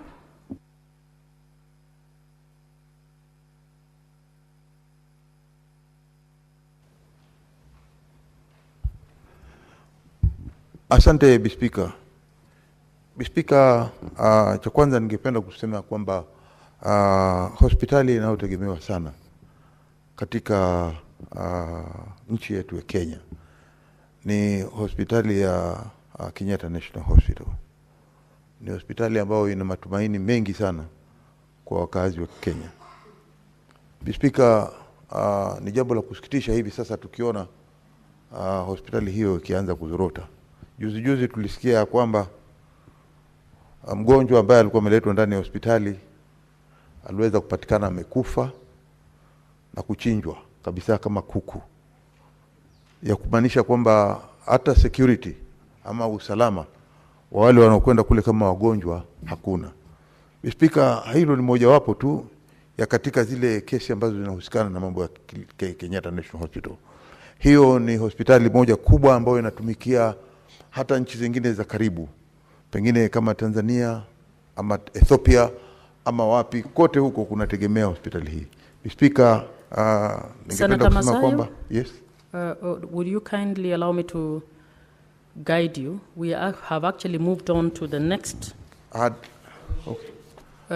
order, and we are on the schedule, and I was expecting that you are speaking on the schedule. Madam Speaker, I accept that with tremendous respect. Yeah. But I had approached you and told you I had pressed on my can. But unfortunately, this line is not working. And I requested that I be given some 2 minutes to contribute the same like all other colleagues have done. And that's why I took up the opportunity to come to you. I think that and you said there was okay. a misunderstanding. Can you then finalize? Okay. Then we can move on to the next order.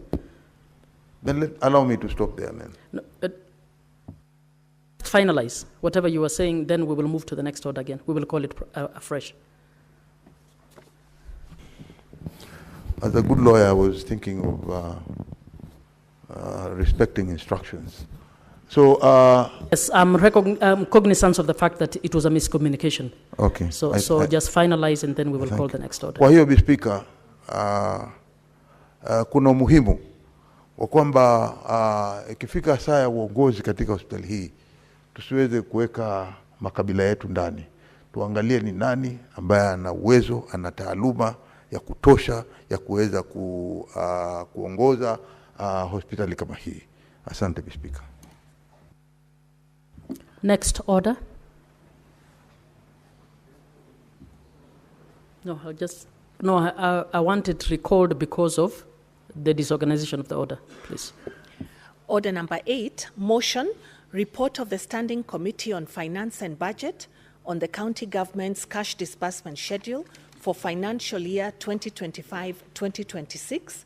Resumption of debate interrupted on Wednesday, 24th September 2025, afternoon sitting.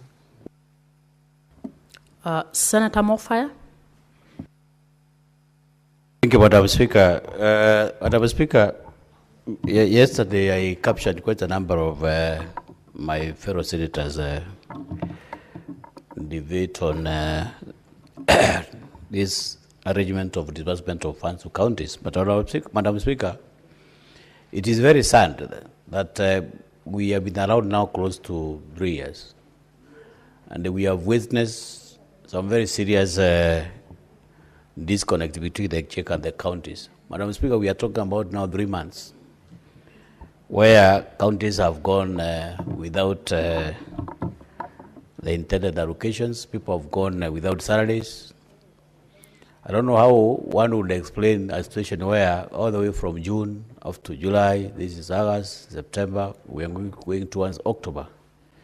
People have gone without salaries, especially the county staff. Madam Speaker, counties are borrowed. And you know, once you borrow from banks, once you pay with a lot of interest. I think as a House, Madam Speaker, we need to have a conversation around this arrangement. Because, Madam Speaker, that spirit of devolution is being diluted every other day. Because, Madam Speaker, we need to have an express dispensation on the timely disbursement of funds to counties. Actually, Madam Speaker, I think that is the reason why most of the governors would even want to claim that that is the genesis of quite a number of pending bills that we are witnessing. Because, you know, by virtue of having no funds in county doesn't stop the services. Yeah, we have those recurrent expenses that are being incurred almost every day. We have vehicles getting fueled. We have so many other miscellaneous activities that are taking place, and I'm very sure some of these activities are current under the arrangement of we are going to get money. So I think, Honorable Speaker, Madam Speaker, we must get very clear arrangements on how we are supposed to make this disbursement effective. I don't know for what reasons. I think I quoted one of my good friends talk of a visit to Morocco, where we have efficient, very timely disbursement of funds to relevant counties, where you don't have even to engage the national government. I don't know what is the role of government in the whole exercise. No, we have those very independent institutions which are supposed now to make sure that counties get their money timely so they can run the services that are intended to be run. And we expect, maybe, Madam Speaker, once these funds are disbursed to counties, we expect the governors to be intelligent enough in making sure that money is put into proper use, so that the very essence of devolution is being realized. So, Madam Speaker, I strongly support that we pass this schedule so that maybe our counties can enjoy. But of course, Madam Speaker, it's very sad. For the last almost 3 months now, people are going without salaries, people are servicing their loans, some are servicing their school fees. And it's very pathetic, Madam Speaker, that we have to experience this kind of situation year out, year in. I support Madam Speaker. Senator Oyomo.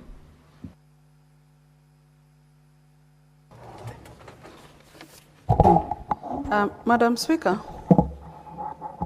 from the word go, I want to declare that I support the report on the Standing Committee on Finance and Budget. Madam Speaker, counties are distinct governments. It is unfortunate that throughout the period of financial year, we are here always lamenting about disbursements. And Madam Speaker, to me, it is like the counties are on the receiving end when it comes to disbursement. And yet, the law is very clear, Madam Speaker, that there's a timeline that is stated by the 15th of each month. County governments, which are distinct governments, as enshrined in the law, the constitution of this country, must receive their funds. Madam Speaker, the reason that is always given is that these funds are not available. But something else that comes out very badly, Madam Speaker, is that at the end of the financial year, the county governments are given funds at a go. And yet, there's hardly time to spend these funds. Then somebody erroneously makes comments that county governments are supposed to be ready to use these funds. Madam Speaker, even the procurement plans that the counties have are drawn with the knowledge that funds will be disbursed at their rightful times. Madam Speaker, having said that county governments are distinct, it is important to note that we need timely disbursement, and not only timely, but as the report says, the disbursement of these funds must be stable and be predictable. Madam Speaker, predictability ensures that these funds are planned for. And some wise people said, and I believe them, and I know I'm one of them, that when you fail to plan, then you're planning to fail. Madam Speaker, the counties have various services that must be offered to our people at the counties. Key amongst them is the services of health. Just this afternoon, I've been here as these outstanding members of the Senate discuss the issue of Kenyatta National Hospital. And it is because health is key to all of us, Madam Speaker. For the counties to provide the services that are devolved to them, like health, which is a basic to our people, it means funds must be disbursed to them in time. We do not want a situation where when a schedule is already drawn out and approved, Madam Speaker, then we are treated to cases of counties lining up at the Comptroller of Budget's office or at Treasury. Madam Speaker, we have met the Comptroller of Budget several times as a Senate. I remember the last time the Comptroller of Budget was making a presentation while we were at Naivasha in a retreat. And the Comptroller of Budget continuously denied the fact that county officers always line up in her office in the process of approvals for disbursement. Madam Speaker, this is a truth, that there's a lot of paperwork that has to be done. And yet what baffles me, Madam Speaker, is that the Comptroller of Budget's office also has devolved officers at the counties. So one wonders why, what kind of work this devolved officer of the Comptroller of Budget, referred to as the county office of the Comptroller of Budget, does with the county government throughout the month. Because all they should be looking at is to ensure that the documentation is done at the county and officers do not need to spend all the time at the Comptroller of Budget's office, at the office of the Comptroller of Budget, going back and forth to the counties in the name of going back to get certain documentation. And this is a reality, Madam Speaker. Madam Speaker, what I'm saying is that the countries must have a seamless process of getting funds that are due to them having been approved by the Parliament. Madam Speaker, there are several services that we are expecting the counties to offer in time, efficiently and effectively. I've mentioned health, Madam Speaker. Our people need to get drugs in hostels. Madam Speaker, it pains me when I'm in the village and you have women carrying sick children, or even women sick, and even men, Madam Speaker. When they are sick and they go to hostels, and then they miss drugs in the names that funds have not been disbursed to counties. Madam Speaker, it is important to note that sickness comes at any time.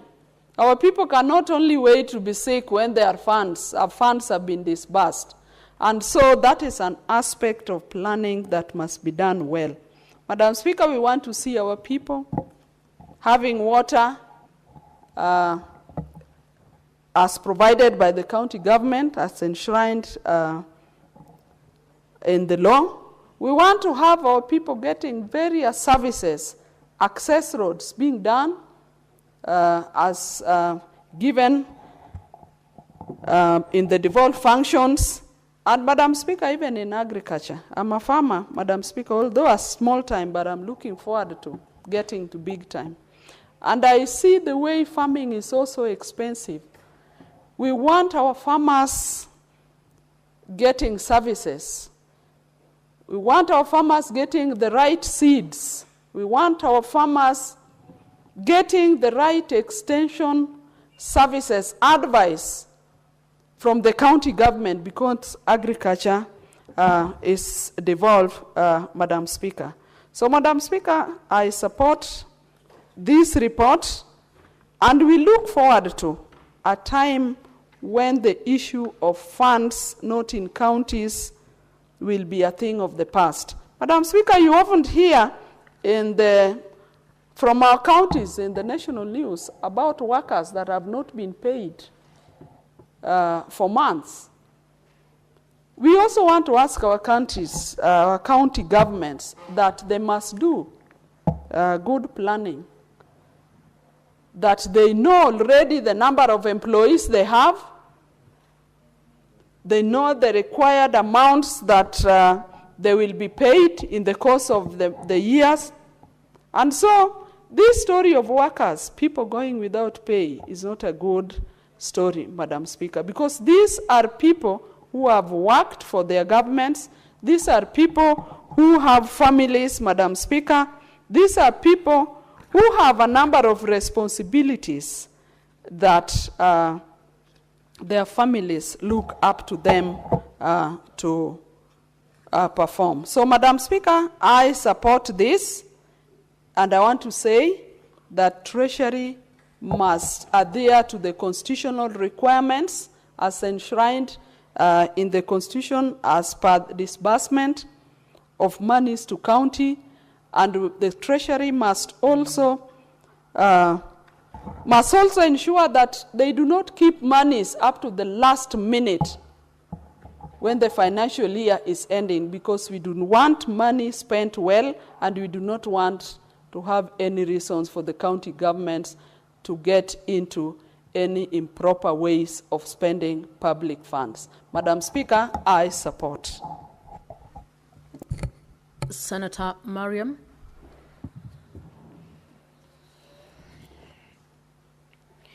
Thank you, Madam Speaker, for giving me this opportunity. Madam Speaker, I also raise my foot so that to add my voice to this motion of cash disbursement schedule, which was passed by the Finance Committee. I was one of the members who passed the schedule, Madam Speaker. Madam Speaker, my concern is let Treasury not take this disbursement as a formal. This is a formality we normally do yearly. Let them not take that. It must be a binding document that make the Treasury to be on toes so that they can remit by 15 of every month, the way the schedule read, Madam Speaker. Madam Speaker, in the schedule, I realize the highest counties paid is one of them is Mandera County. Madam Speaker, if I take you through the schedule, July, the Mandera County received 993 M, that is million. August, 971 million. September, 1 billion. October, 1 billion. November, 1 billion. December, 981 million. January, 1 billion. February, 1 billion. March, 981 rather.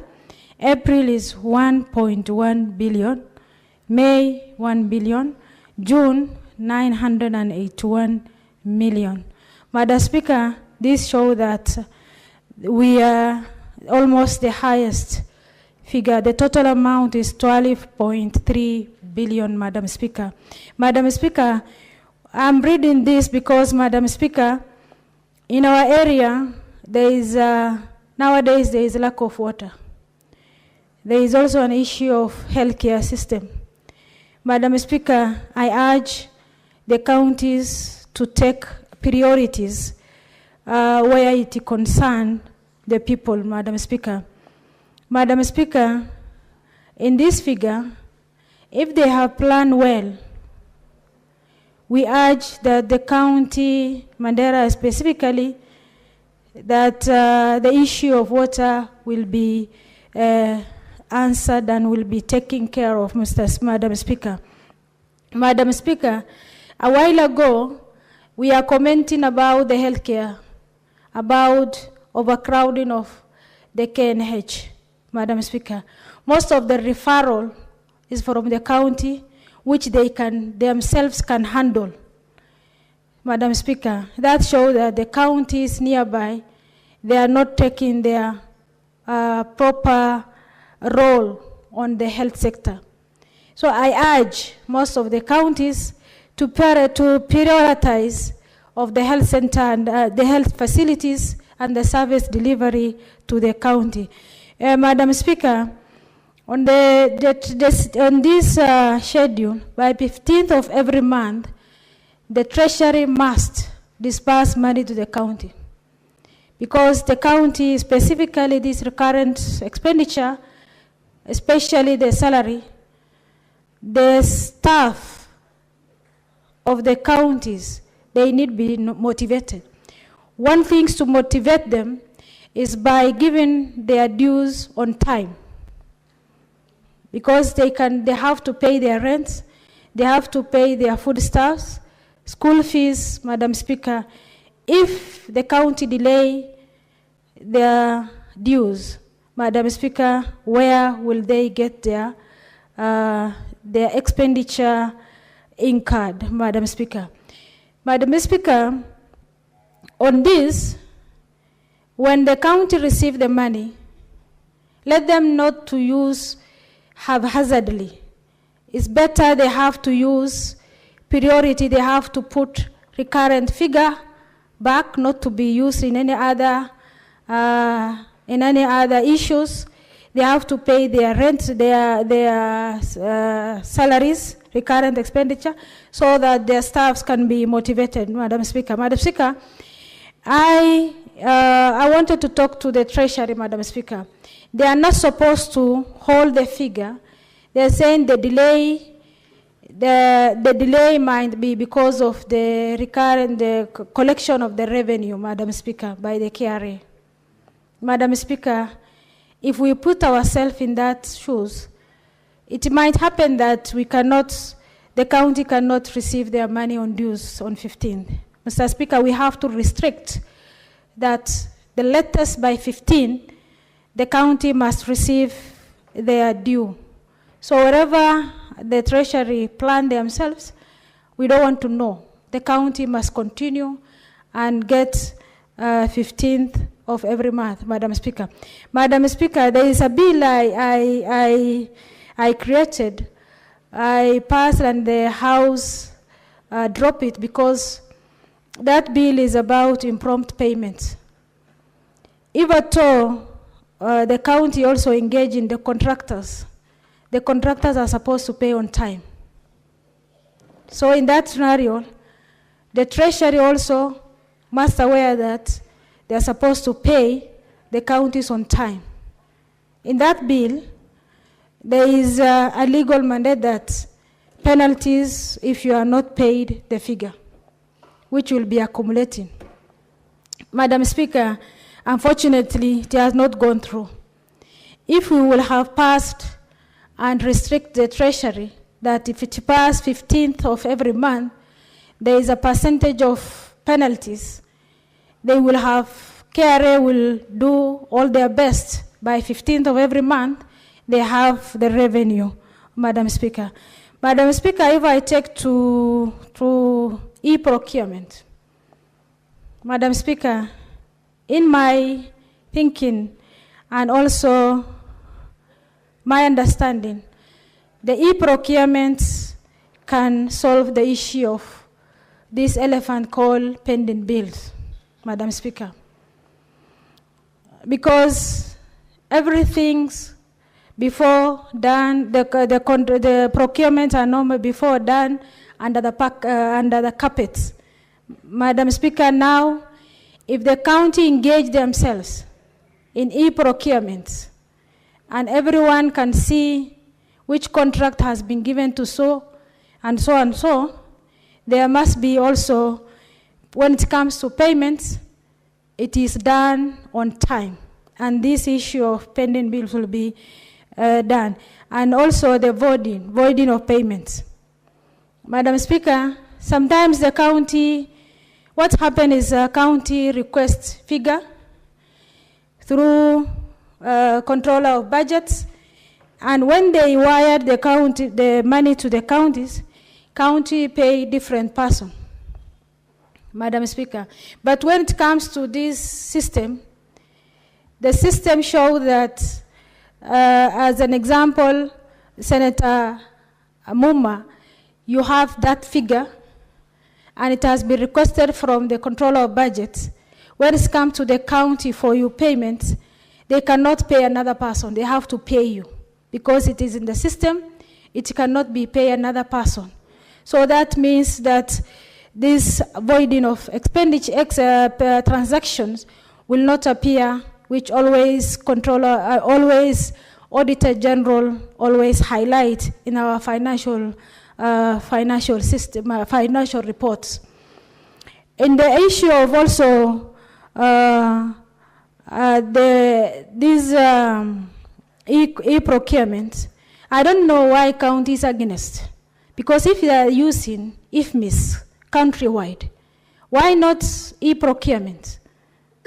What makes them not to use e-procurement if they are now using IFMIS in each county and nationally? Madam Speaker, with those all remarks, I support the motion. Thank you.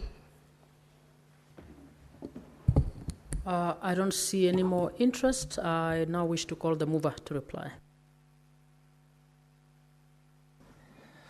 Madam Speaker, on behalf of the Senator of Mombasa, Senator Mwenye Faki, who moved the motion, I beg to respond.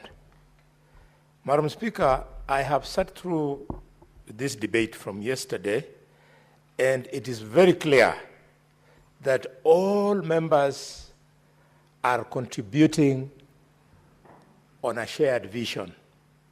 And the vision I see is that all members want a system at the National Treasury that will make devolution a success. And if that is the case, the ball is still in our court, honorable members, in the sense that we must think long and hard on how to ensure that whatever instrument we create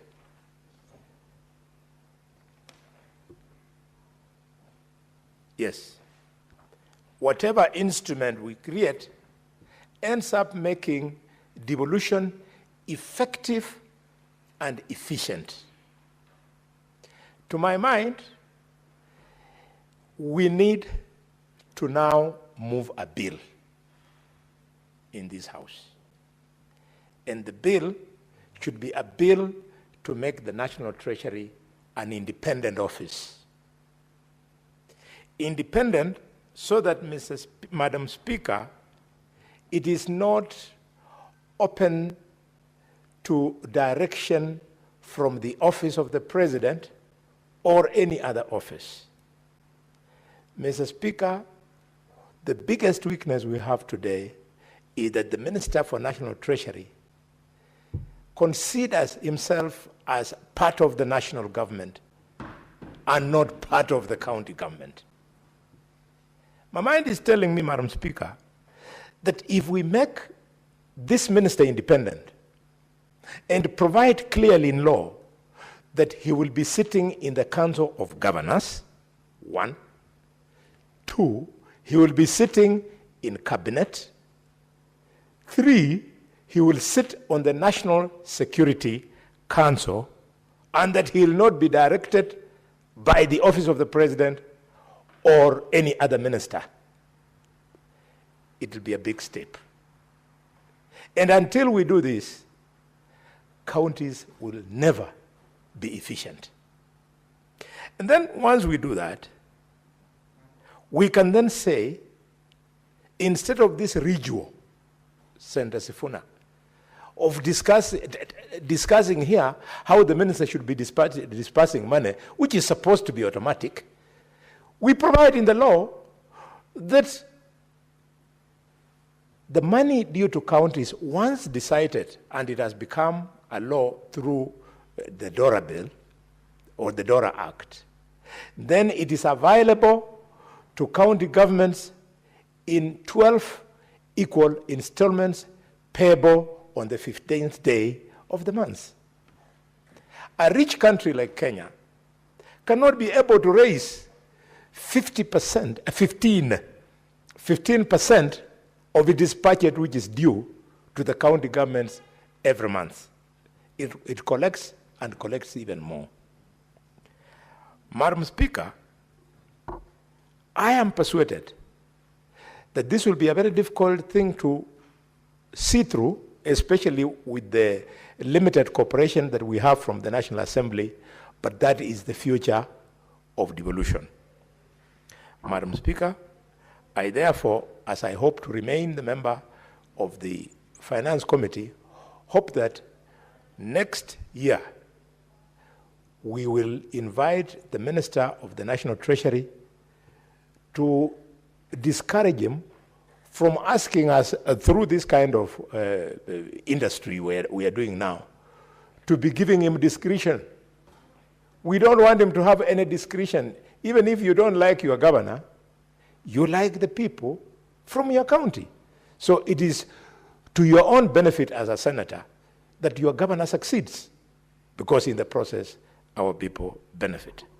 Having made those passing remarks, I want to urge colleagues, you go and read around the Chancellor of the Exchequer as practiced in the United Kingdom. This is a special minister. In fact, they refer to them as His Majesty's Treasury Minister to the Crown. He is the fourth highest ranking member in government, because he controls the Commonwealth of the United Kingdom.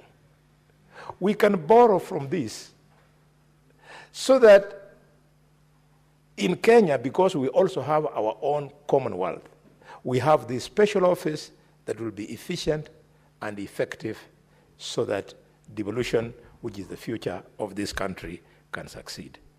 Having said that much, I respond and request that, Madam Speaker, due to obvious reasons, that the putting of the question understanding order number 66.3 be delayed to a later day. Thank you, Madam Speaker. The putting of the question is so deferred. Next order. Order number 9, motion, report of the Select Committee on Delegated Legislation on its consideration of the Affordable Housing Regulations, legal notice number 114 of 2025. Chairperson.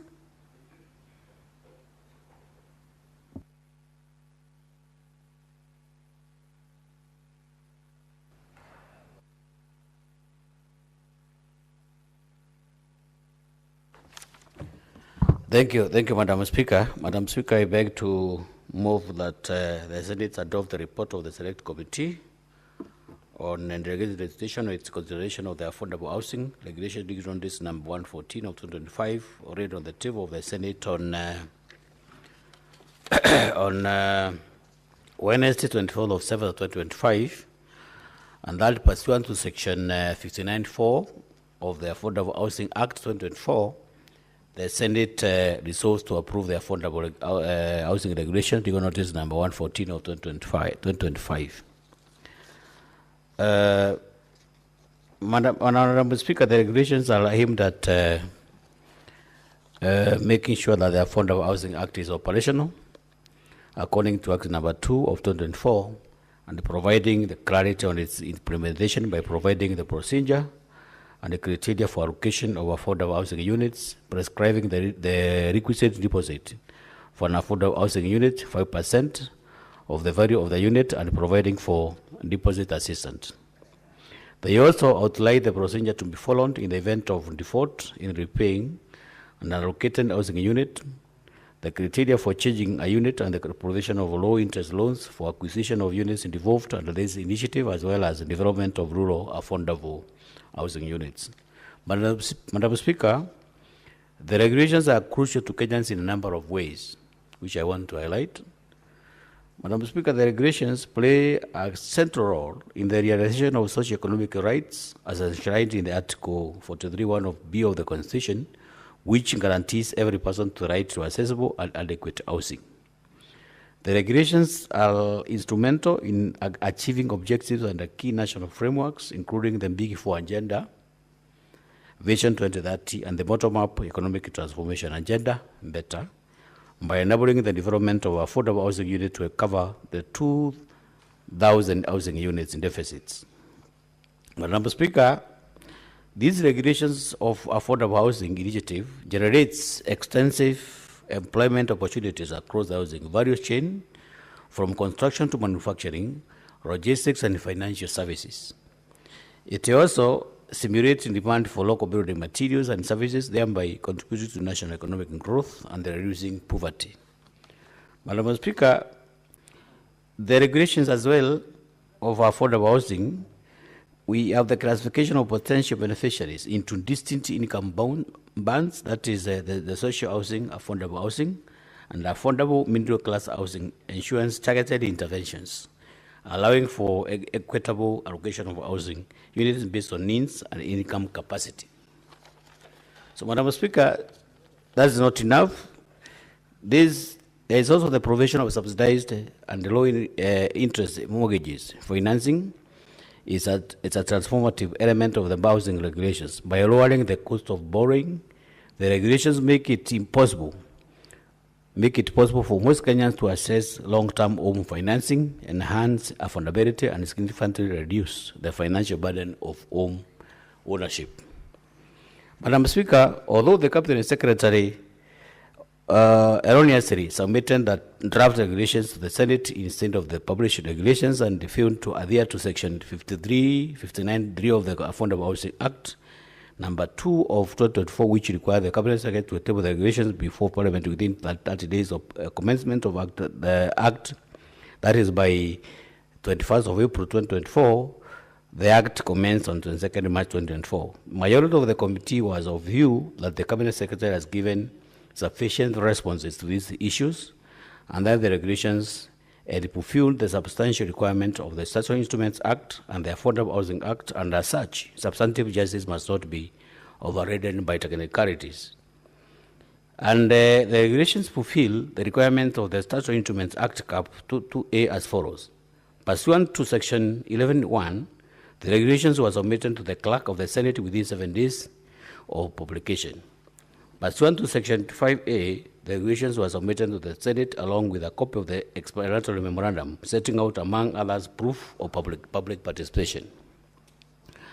There was also evidence of the call for public participation in MyGov, as well as newspaper of national circulation was submitted, and in accordance with Section 6, a regulatory impact assessment was submitted as the regulations imposed cost on the community. Madam Speaker, arising from this observation on these regulations, the committee recommends that the House approves the Affordable Housing Regulation 2025, legal notice number 114 of 2025, pursuant to Section 59(4) of the Affordable Housing Act, number 2 of 2025, and Section 11(4) of the Statutory Instruments Act, Cap 224. Madam Speaker, allow me to thank the members of the committee for their diligence and insightful during the consideration of these regulations. Lastly, Madam Speaker, I wish to thank the Office of the Speaker and the Clerk of the Senate for the support according to the committee during consideration of these regulations. Madam Speaker, pursuant to Section 59(4) of the Affordable Housing Act number 2 of 2024, it is now my present duty to present the report of the Committee on Delegated Legislation on the consideration of the Affordable Housing Regulation 2025, legal notice number 114 of 2025. And I beg my very good Senator Romenen to support, to second. Senator Lomenen. Madam Speaker, in due respect, I support the motion by Senator Moa Fire. Madam Speaker. Order, Senator. Who is Senator Moa Fire? You want to... Senator Kataya. I do call him Moa Fire. More fire. More fire. More fire. Proceed, Senator, for Turkana. Yes. Madam Speaker, the resolutions passed by my respective senator, the report creates job employment in the nation, Madam Speaker. And then, Madam Speaker, it also creates a social development in our nation. I bring a case study. We have been just hearing, Madam Speaker, of housing. But recently, we met it in reality in Turkana County, where more than 2,000 houses has been planned to be built, especially in new institutions that are created in that area. Imagine, Madam Speaker, we were very happy as leaders of the county to receive such houses in area like Kibich, which is the farthest corner of this continent or this nation, where when we some 2 years ago, Madam Speaker, even police officers, police personnel could not even afford house, a room. They were just staying in primary schools that are not even standardized. So, Madam Speaker, the issue of housing makes sure those who are incapable of getting housing are now happier than before. So, Madam Speaker, it is a reality to respect the Constitution, that Article 43 of saying that every Kenyans have a right of housing, access housing. It is real in this motion, Madam Speaker. And I believe if well implemented without any reservation, Madam Speaker, the nation, our citizens will enjoy the housing implementation. So thank you, Madam Speaker. I second. Senator Khalwade. No.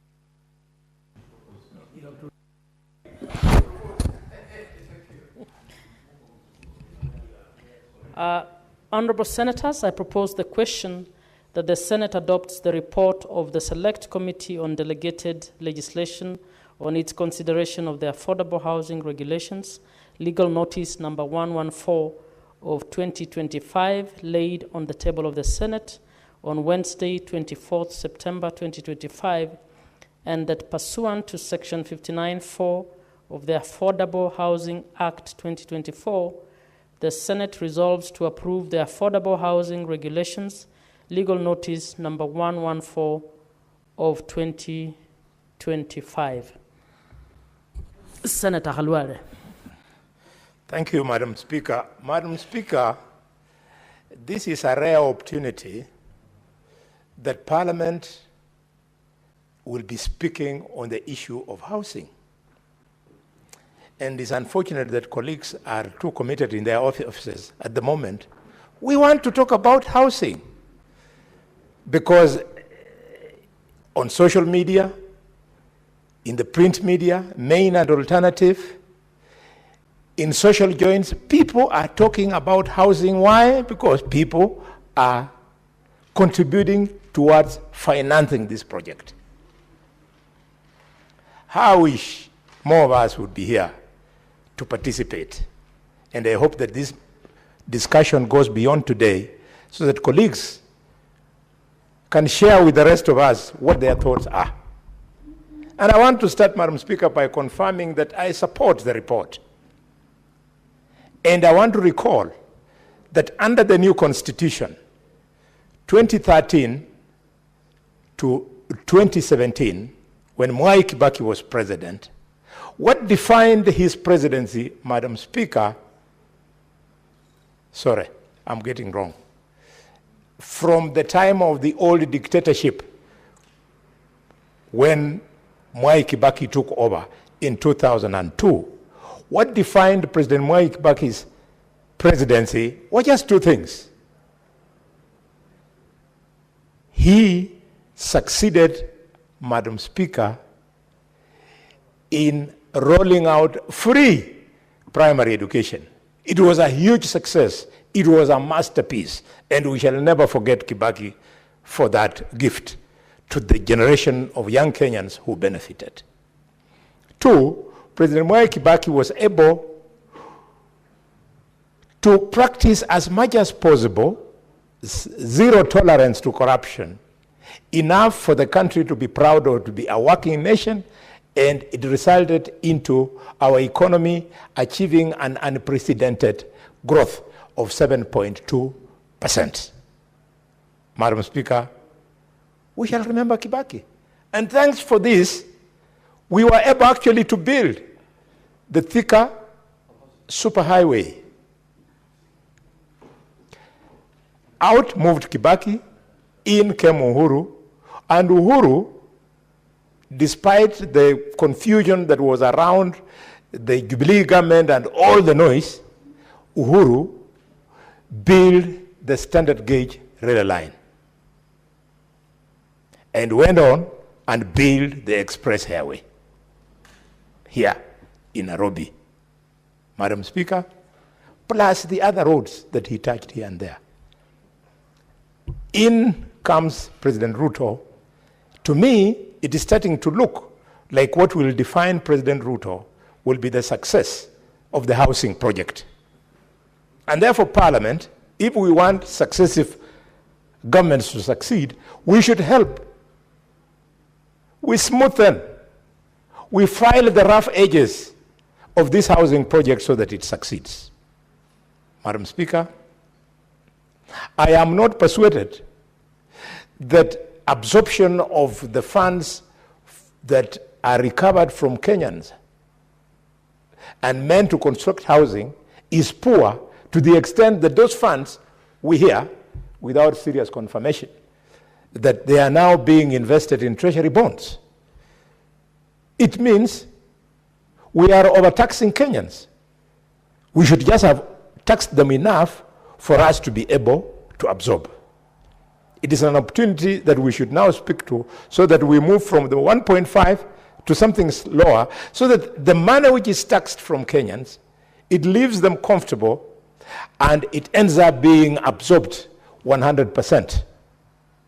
Who knows, honorable colleagues, whoever will come after President Ruto might find a slush fund in the monies that will have been saved because of failure to absorb, and then that money is just taken to another project altogether or abused by a president who, after succeeding President Ruto, be it in 2027 or 2032, who will not be sharing his vision on housing. It is something that must concern us. Madam Speaker, it's important that maybe through an amendment of the Act or through these regulations, we should now be clearer on who benefits from these houses. I'm starting to see a red light.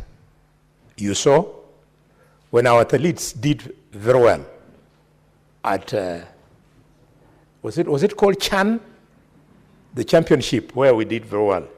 You saw all of a sudden, they received a gift of houses. Is this the way we want to do it? That money contributed by Kenyans and then is used to give out houses as gifts? If that is the case, how will the people of the ones who vote for you in Mathare, yes, how are they assured that they will deserve a gift? It should not be a question of gifts. It should be a question of deserving. What's more, I saw, dear colleagues, 10,000 teachers at State House, and the issue of housing was on the table. Is that the way we want to do it? Let's think about it. We help the government, we help the president by giving him enabling legislation that will save him from the urge to have that discretion. Madam Speaker, with due respect, we want houses to be fast-tracked. But we want to do it better. Where you are born, not where you come from. You know that in Bushiangala village, a primary school teacher, if you give him one of the flats in Kakamega, that primary school teacher will say, thank you very much, but he will never stay in that house. Instead, he's going to rent it out. Which is a good thing. But was that the objective of affordable housing? Was the objective of affordable housing to be given to successful football players? Was it? Can you convince Kenyans at Nyayo Stadium, at Kasarani, that continue contributing part of your salary so that at some time, when a Kenya does something extraordinary, he's gifted? That's not how governments are run. No. And, Madam Speaker, we have an adult responsibility in this country to say these things. Because if we don't get it right, the country becomes unstable. We all remember when we were insensitive to the voices of the Holoi Polloi on the infamous finance bill of 2024. We almost got killed here on the 25th of June. So let us be sensitive to what the public is saying. I never agree to manyora, and I find it very difficult to agree with him because of his tribalistic mindedness. But the one thing that I think Manyora gets right is that listen to the people. We must listen to the people. I saw, Madam Speaker, a survey which I have reason to believe that it is credible. And Kenyans were being asked, do you impress or don't you impress broad-based government? A whooping 70, what? Somebody remember? A whooping 78 said no. 68% said no. That is too high in any scientific research. So if Kenyans are saying they don't want broad-based government, they are saying, let us respect to the Constitution.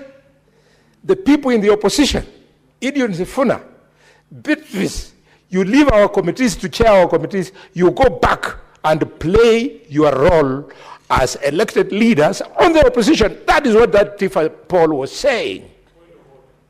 Madam Speaker. What's your point about the Senator's Don't quarrel me.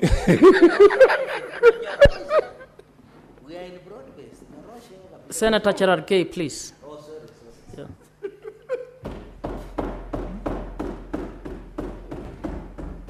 Senator Sifuna, what's your point about it? Honorable Speaker, with tremendous respect to the Senator from Kakamega, pursuant to Standing Order 105 on statement of fact, I have been more than clear that I do not recognize anything called broad-based government. Yes. I am not part of it. Why does he keep dragging me and my good name into these conversations all the time, and yet it is not factual that I have abandoned my role as an opposition legislator? Can he withdraw that statement and that reference to me? And Honorable Speaker, kindly, for the sake of order in the House, guide Honorable Khalwale that it is possible to just make submissions without every single time and every single opportunity you get throwing jibes at your colleagues. Senator Khalwale, that is self-explanatory. Please withdraw. Thank you. Madam Speaker, in fact, the Senator of Nairobi is more than 100% right.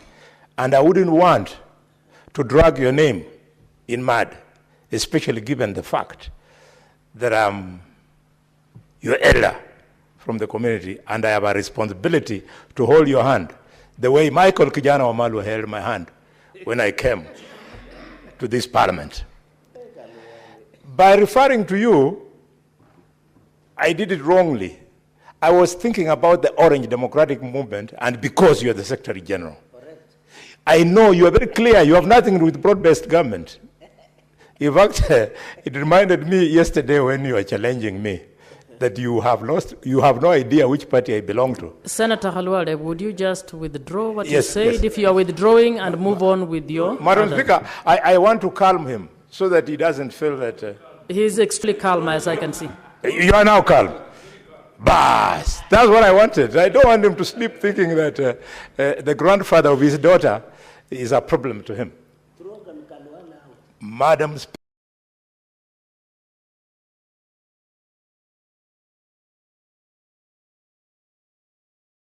Speaker. Senator Khalwale, you are just squandering your own time. Please focus on what you were saying.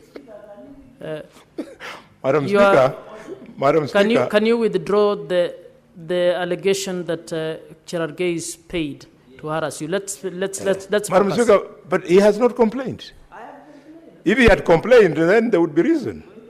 He's taken it in his stride. The debater he is.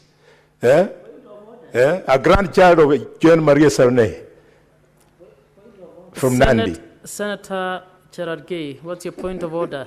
I wish the two of you would realize how much time you're taking off a very important debate. Proceed with your point of order.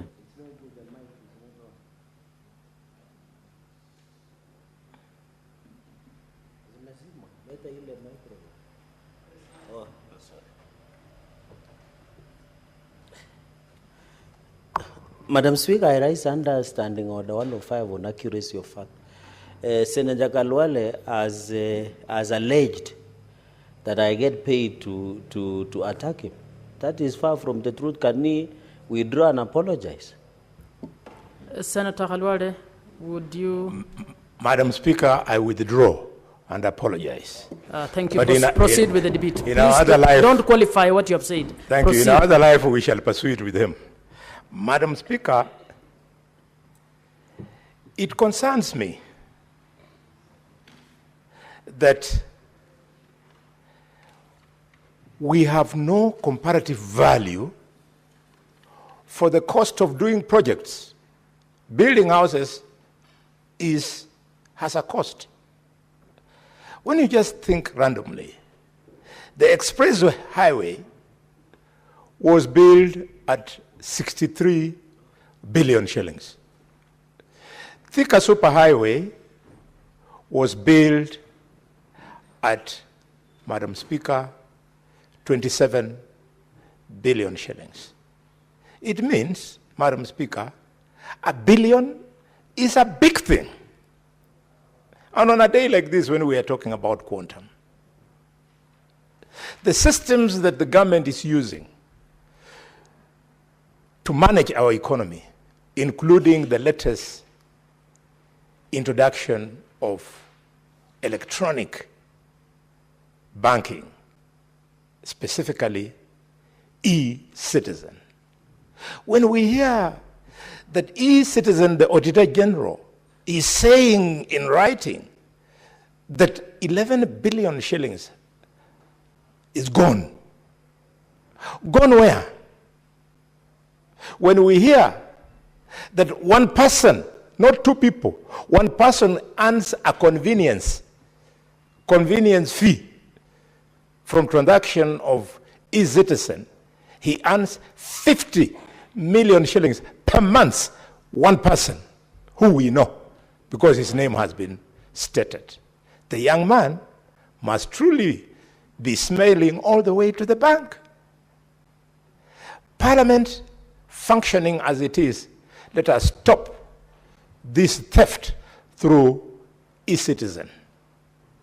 Let us stop the theft through inflation of projects. With this, Madam Speaker, if we achieve it, then the housing project is going to be a game changer. As I saw, Madam Speaker, I don't know whether it escaped you, a report in Tanzania during the ongoing presidential campaign. The president was being challenged that you are telling us that you are going to fix street lights, that Tanzania, Dar es Salaam, our cities will be lit. And yet in Kenya, the president is building houses. You can see how far we are. So if we push this housing and get it done very well, we'll be way, way ahead of all other East African community economies. Look, it is projected that in the next financial year, the economy of Ethiopia will be ahead of Kenya at 15.6. It will grow, and Kenya will grow by 15. Why would Ethiopia, a country which is struggling with democracy, a country that is struggling with stability, struggling with the national cohesion, doesn't have a good constitution like ours, doesn't have a well thought out, devolved system like ours, should leapfrog us? Why? They go, they do a dam there, we sing in praise of them, and yet we can't fix our dams on River Tana.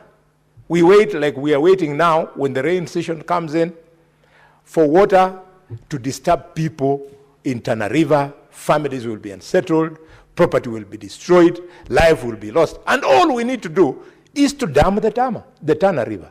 You dam it, you make it more productive. Madam Speaker, I want to thank the committee for this nice report and hope that Parliament will help the executive to succeed. Thank you. Senator Sifuna.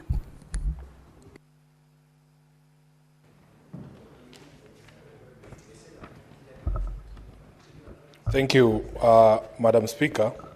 From the onset, I want to be very clear that I stand to oppose these regulations in the report by the committee recommending that we support them. Senator Mofaya knows that I have a lot of respect for him, but I have reasons, Honorable Speaker, why I think that should be the position. I speak as a stakeholder here. I pay over 30,000 shillings every single month, an involuntary deduction that I opposed with all my strength, Honorable Speaker, but was overruled. And therefore, this fund already has my money. Number two, Nairobi City County is perhaps the scene of the largest such construction of the so-called affordable houses. And our people are actually the most affected, Honorable Speaker. The basis of my objection to the recommendation of the committee is twofold.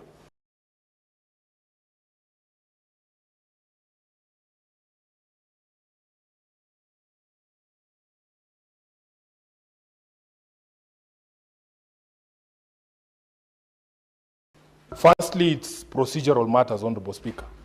There is a reason, Secretary,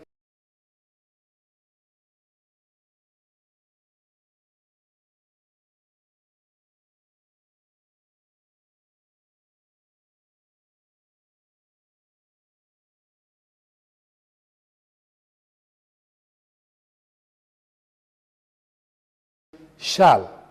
Outside of that time, I am not convinced by the explanation that has been given by the committee. It was his responsibility. It is dereliction of duty. This is one of the most prominent projects of this administration. There is no way you can tell me that the Ministry of Housing would miss that deadline. I am not convinced, Honorable Speaker. Honorable Speaker, the committee also accepts that in violation of the law, the law requires that the Cabinet Secretary shall submit published regulations. In fact, the regulations that were sent to Parliament were draft regulations. Now, the committee led by Mofaya is telling me, a lawyer who knows the meaning of the word shall and its implications, to ignore the fact that the Cabinet Secretary sent to Parliament draft regulations. It is unacceptable, Honorable Speaker, from where I stand. Honorable Speaker, we are required to approve or reject these regulations within 15 sitting days. The committee there has noted in their own report that those days were to expire on 11th of September. You should have at least struggled or tried to explain to the House whether it was because of the amendment of the calendar that was moved by the majority leader during the impeachment. At the very minimum, please, Senator Gataya, explain to us, because according to my calendar, unless the committee has a different one, today is way past the 11th of September. And, Madam Speaker, that is significant for one reason. The law states that if we don't reject within that period, these things stand approved.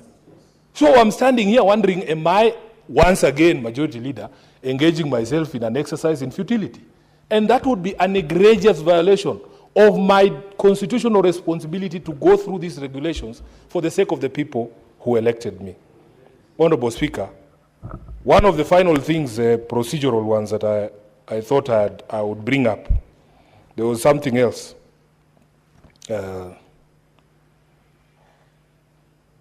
I think I'll see it, yes. Honorable Speaker, when a law says that when you're passing or bringing legislation or regulations, you publish them in a newspaper of nationwide circulation, it means exactly that.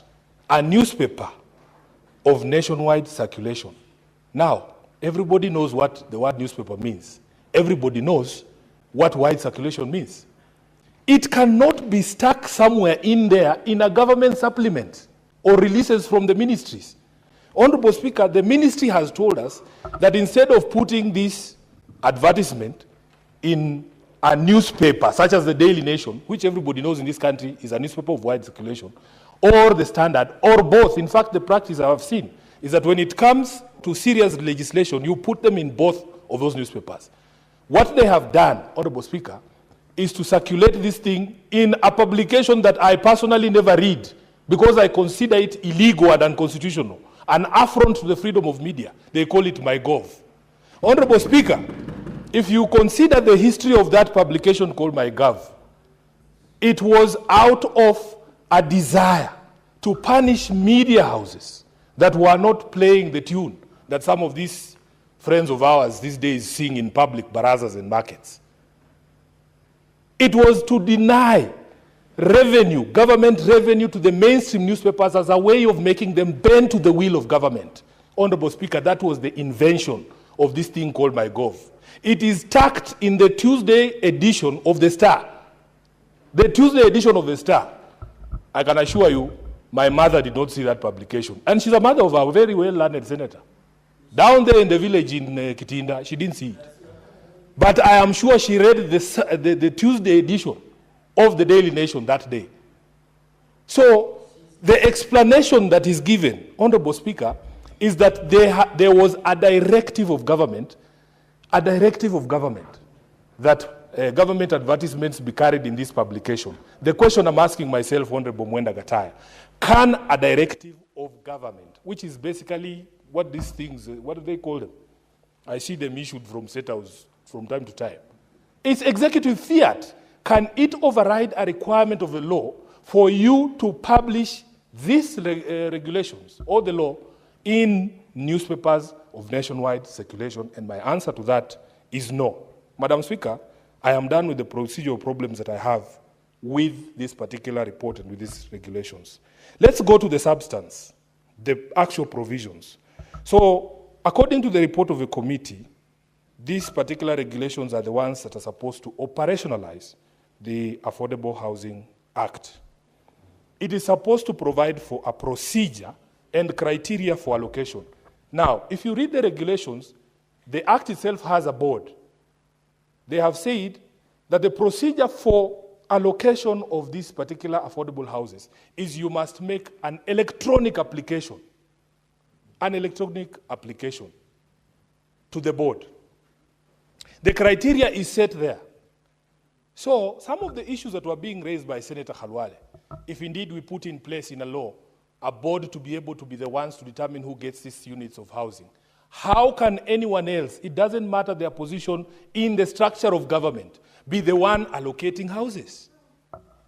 And I speak painfully because this is my money.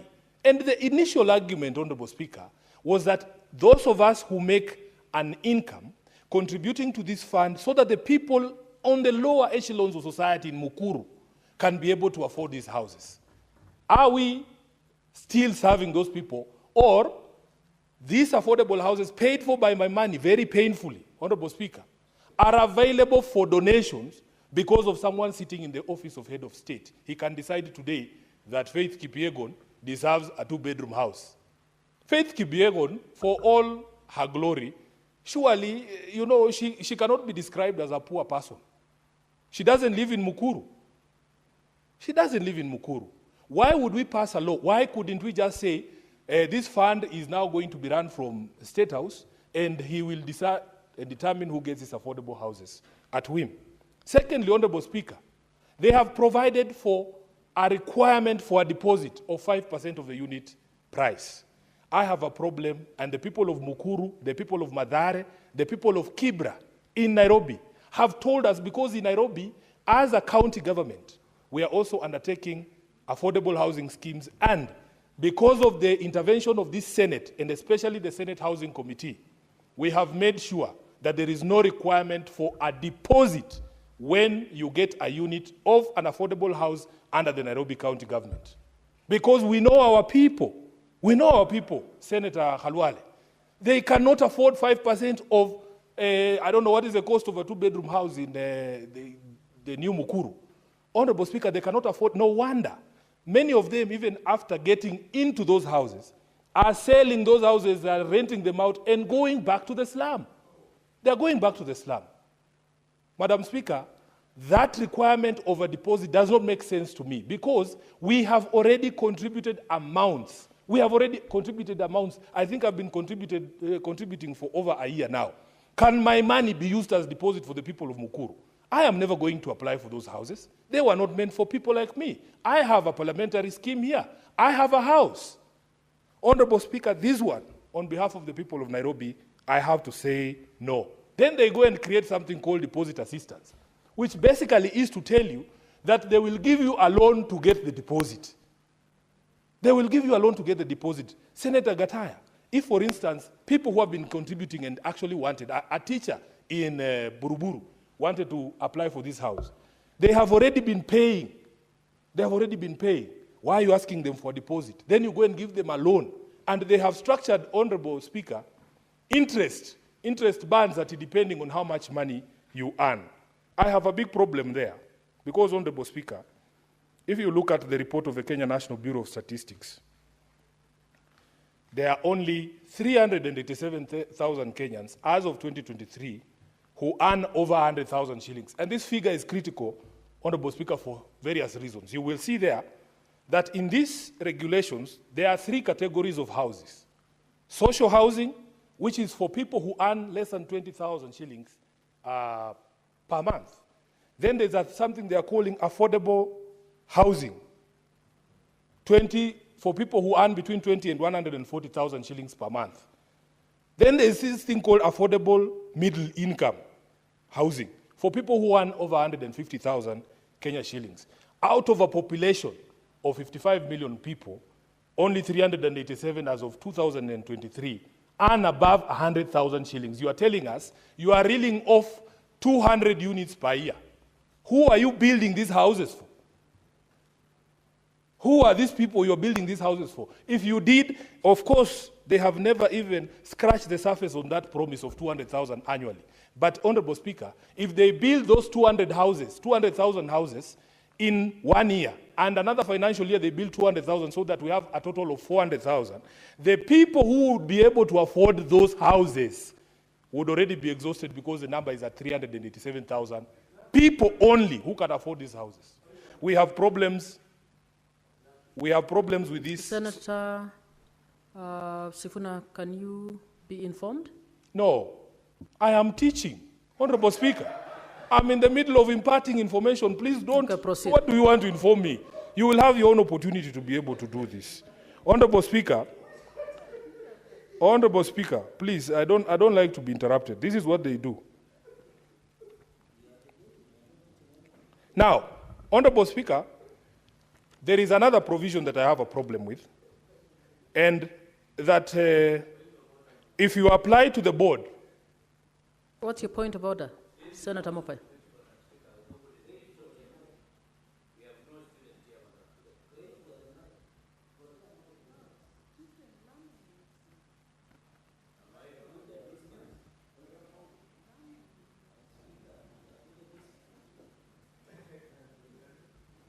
Madam Speaker, you know for a fact there is no point of order. It's one of those frivolous attempts to derail debate.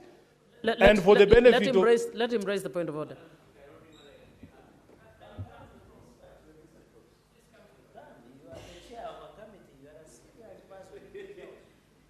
Madam Speaker, I want Senator Sifuna to withdraw and apologize. Though the much I know about this house is a house of registrators. This house of debate. I have not captured any student in the front of this house, so nobody is being taught.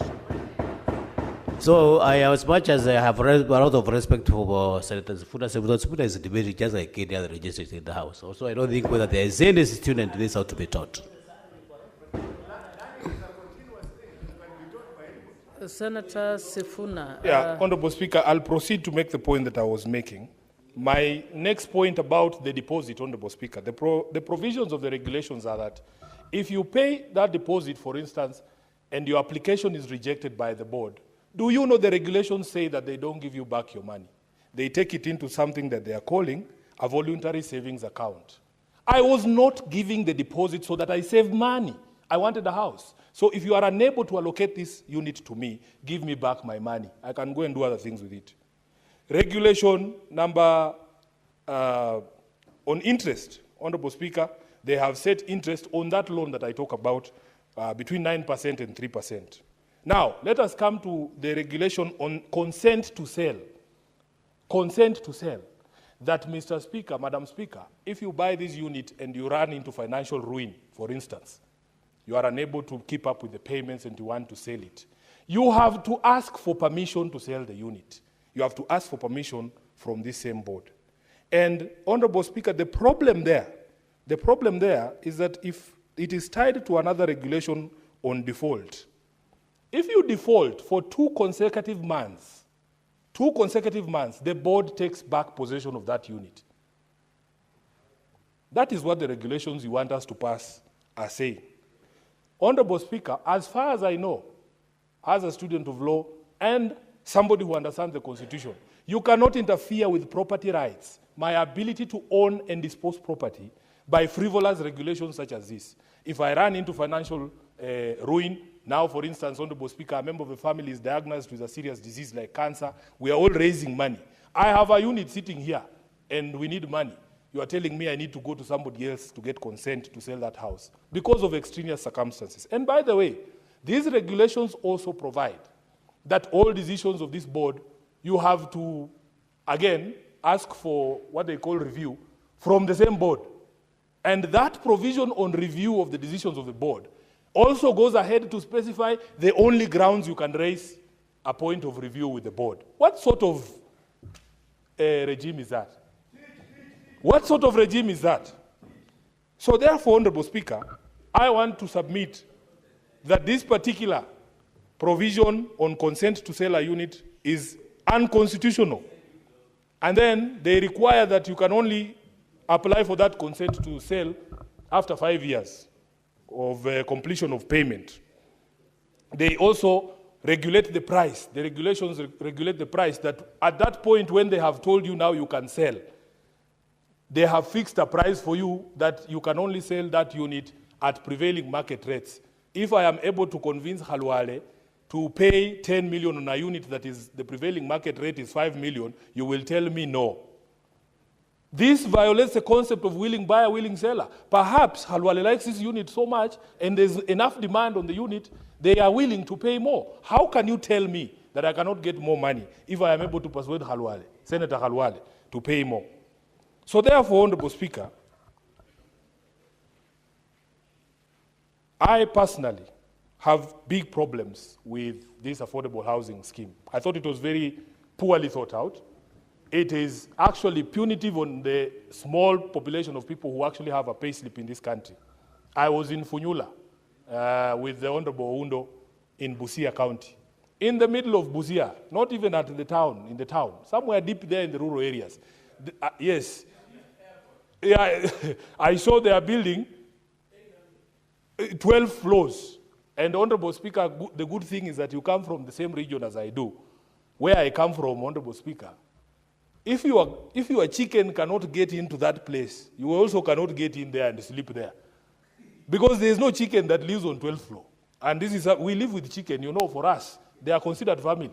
So I was looking at those units in Funyula. I was wondering, who are these people? Who are the people who are targeted to stay in these units? And maybe Senator from Busia, the Honorable Okiya Omtata, can shed light and tell us who are those units meant for. And when you speak to the people in that area, how they wish all that concrete was a hospital, how they wish all that concrete was a school, how they wish, Honorable Speaker, that concrete was something that they actually needed. Because the problem with this affordable housing scheme is that it does not prioritize our needs. The reason why somebody would be given a unit in Mukuru and go back to the slum is because the priority of that person is to eat.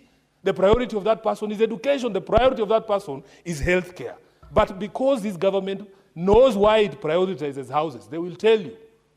They will tell you, Honorable Speaker, the people supplying material for that construction, the people supplying sand, the people supplying cement, they are more than happy to build those things. It doesn't matter whether people will ever own them or live with them, because they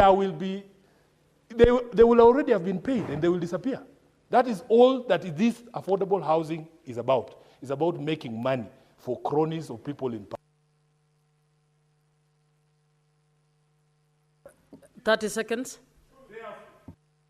The reasons I oppose strongly. Thank you, Madam Speaker.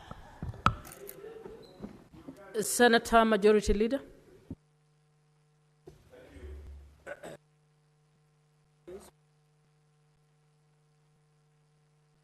Dispatch. Oh, okay, it's coming. Thank you, Madam Speaker, for this opportunity to also make my contribution to this report by our Committee on Delegated Legislation.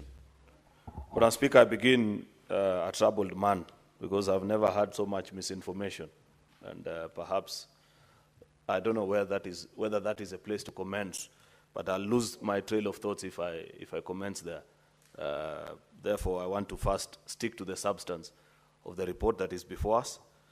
Then maybe later, if I get an opportunity, I will direct my colleagues to where to get the correct information about many of the things which they said, which is information that is publicly available if you were to seek the right information. But you never know why people will choose to get the wrong one. Madam Speaker, I'm troubled because if you read this report, it is clearly brought out to us that these regulations are already approved by this House. So I don't know why delegated legislation will want us to debate them. Because you have told us in paragraph, let me just read the correct paragraph, Senator Mofire. Then perhaps you can guide me on what I need to do with my submissions. Paragraph 3 of your introduction, that the regulations were published on the 9th of July 2025, and thereafter they were received by the Senate for tabling on 11th July 2025, which time was within the 7-day sitting of a referral of an instrument to Parliament as stipulated within Section 11. Then Paragraph 4, you remind us that therefore these regulations were laid on the 16th. Order, Senator Mutata, this is not your house. Why are you crossing the manner?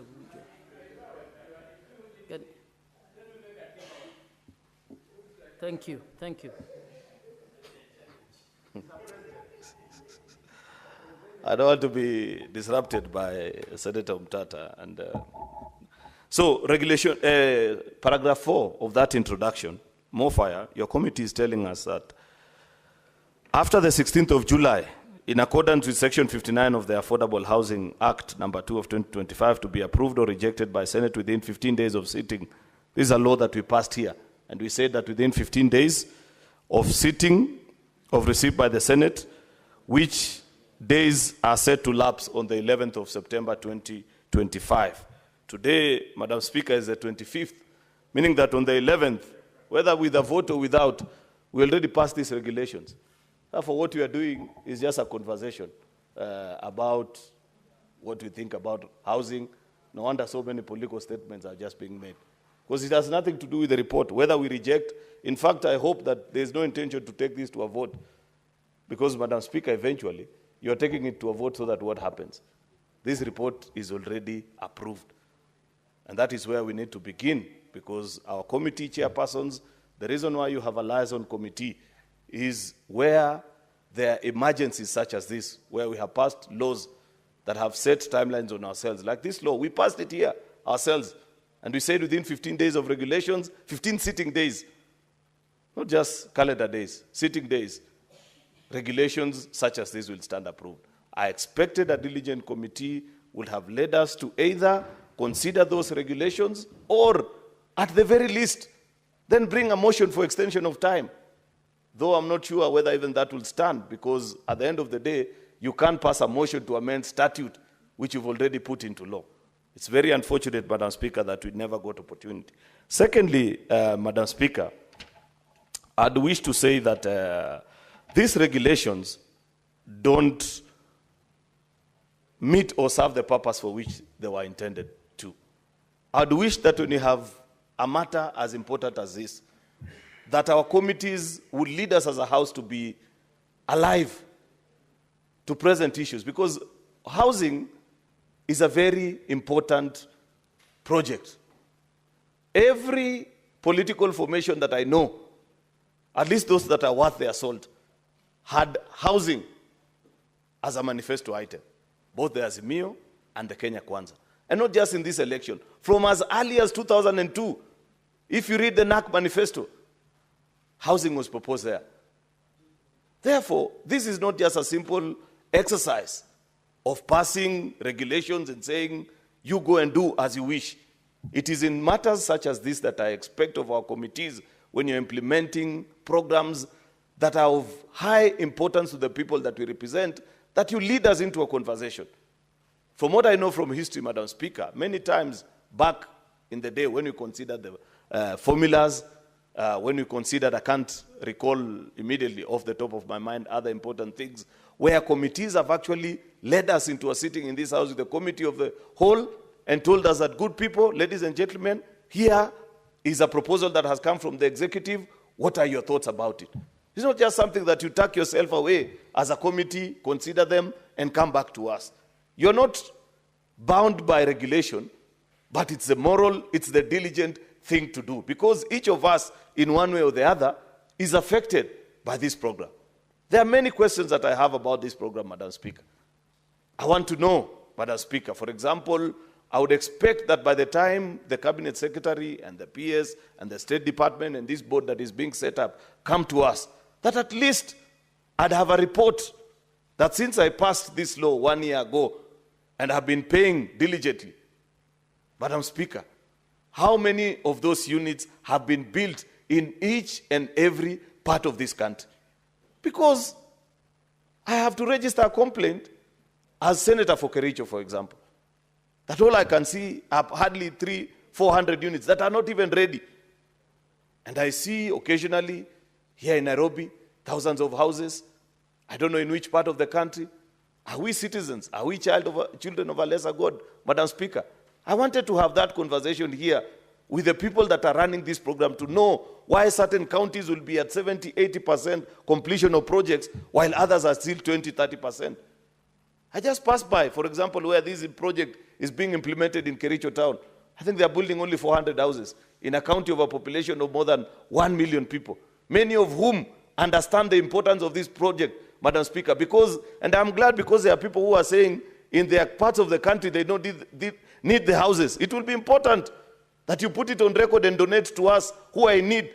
Our land is high-value agricultural land, and many people continue to build houses on that land. I would be more than happy if I centralize my people in one place so that I remain with land to secure their food and farming, Madam Speaker. Therefore, needs vary. There are those who consider this, that it is not useful to the people that they represent in this house. I wish, Madam Speaker, that we would get that opportunity so that we give a commitment, including in writing, and say, please, the request of my constituents is that we think we can uptake 10, 20, 30, 40, 50,000. Then others can write and say, we don't need these things. Take it elsewhere. Madam Speaker, the implementation of this program has not been as transparent in terms of allocation of units that are being built across the country as we expected when we passed these regulations. Madam Speaker, and I say this with a heavy heart, because I know if you raise this conversation, many people will tell you, oh, you know, in your place, we don't have land to do this, and things such as those, Madam Speaker. But where is the engagement? Where is the diligence on the public officers that are running this program, that have gone to engage our county governments and said, provide for us alternative land? You may not have land where you're looking for, but at least I know every county government has land where they could point out and say, this is a good place where you set up this particular land. It's unfortunate, Madam Speaker, that as we speak here today, you drive down in certain counties, they are perhaps now doing their 20, 30,000 unit. Some of us are at 400, 500 units, Madam Speaker.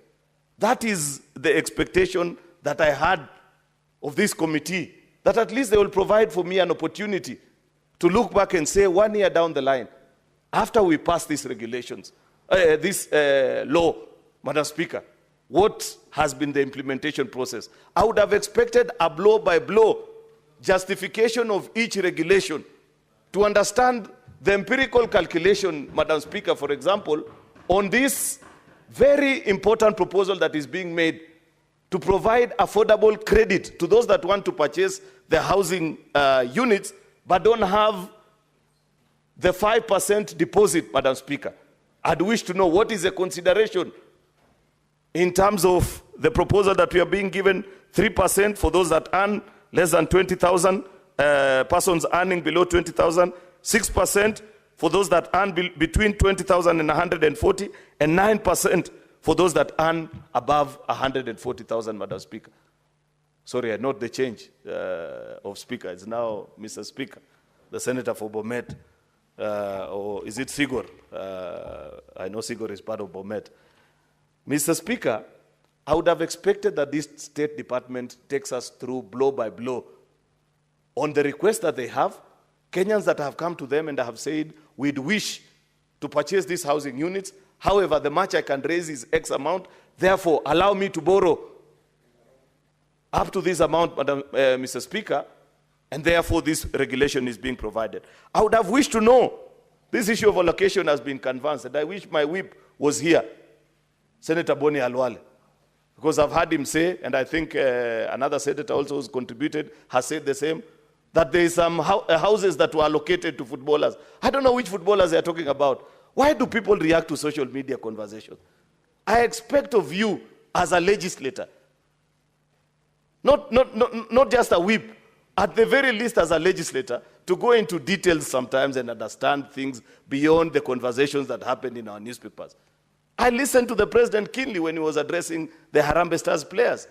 And he told them, out of the windfall that you have gotten out of your wins, I am willing to top up something for you so that you pay the deposits. So I don't know where this conversation about donations that are being done. It's not possible to donate a house. I wish my whip was here so that I educate him a bit. I am afraid that sometimes he gets the wrong information from social media and runs to Parliament to speak about it. I listened to the teachers. I met my teachers from Kericho when they left State House that day. And they were so happy because they were castigating me as their representative, and they are saying, Senator, how comes you've never told us how we can purchase these units? At least today, we have been explained to how we purchase these units, because as people that lead in contribution, despite the very humble, meager income of teachers, and I say this with a lot of pride because I was raised by a teacher. My mother was a teacher. And therefore, I know what a dent to her payslip would have meant. It would have expected that at least she and her family will benefit. And that is a conversation that the teachers had at State House that day, because I listened to them say of the president, can you at least, now that we have accepted and you are part of the people that are funding this program, can we be prioritized so that even if I don't pay for those that are nearing retirement, my family can carry on and have a housing unit? There is justification for this, Mr. Speaker. If you follow the UN Habitat statistics, they point out quite clearly that by 2050, just a quarter of a century from now, 60% of the entire population of the earth will be living in urban areas. If we don't plan for the future, where do we want our people to live? There's good justification for this. Therefore, there is no conversation about whether this is important. I believe every knowledgeable person appreciates the place and the need for these housing units, Madam Speaker. It broke my heart listening to young people from Kibera the day we went to sign the bill, the affordable housing bill in State House. And they said, I think it was a community mobilizer, Mr. Speaker, I don't know if you're there. He said that part of the reason why they want these housing units now is because young kids grow up, and by the age of 2 or 3, you cannot even teach them about sex, because they see it in their homes. They live in one-roomed house and says, please give us some decency. There is good justification for a program such as this. The only problem that I take out of all these regulations is that the questions that are being raised by our colleagues on this floor, I have to say, many of them, Mr. Speaker, are extremely genuine, and there is good justification for them as representatives of the people to have sufficient answers. Yet that opportunity hasn't been provided. I don't know this constitutional order that we got ourselves into, Mr. Speaker, that is neither parliamentary, neither can you call it fully presidential, because you have people here that you are told they are committee chairpersons, therefore sometimes they speak and answer as if they are government, and there are those on the minority side which sometimes you confuse and say that they are in the opposition, because to the best of my knowledge, there is no opposition in government in parliament. It is majority and minority. Mr. Speaker, the distinction of what the Constitution appreciates is that there is an executive and legislature.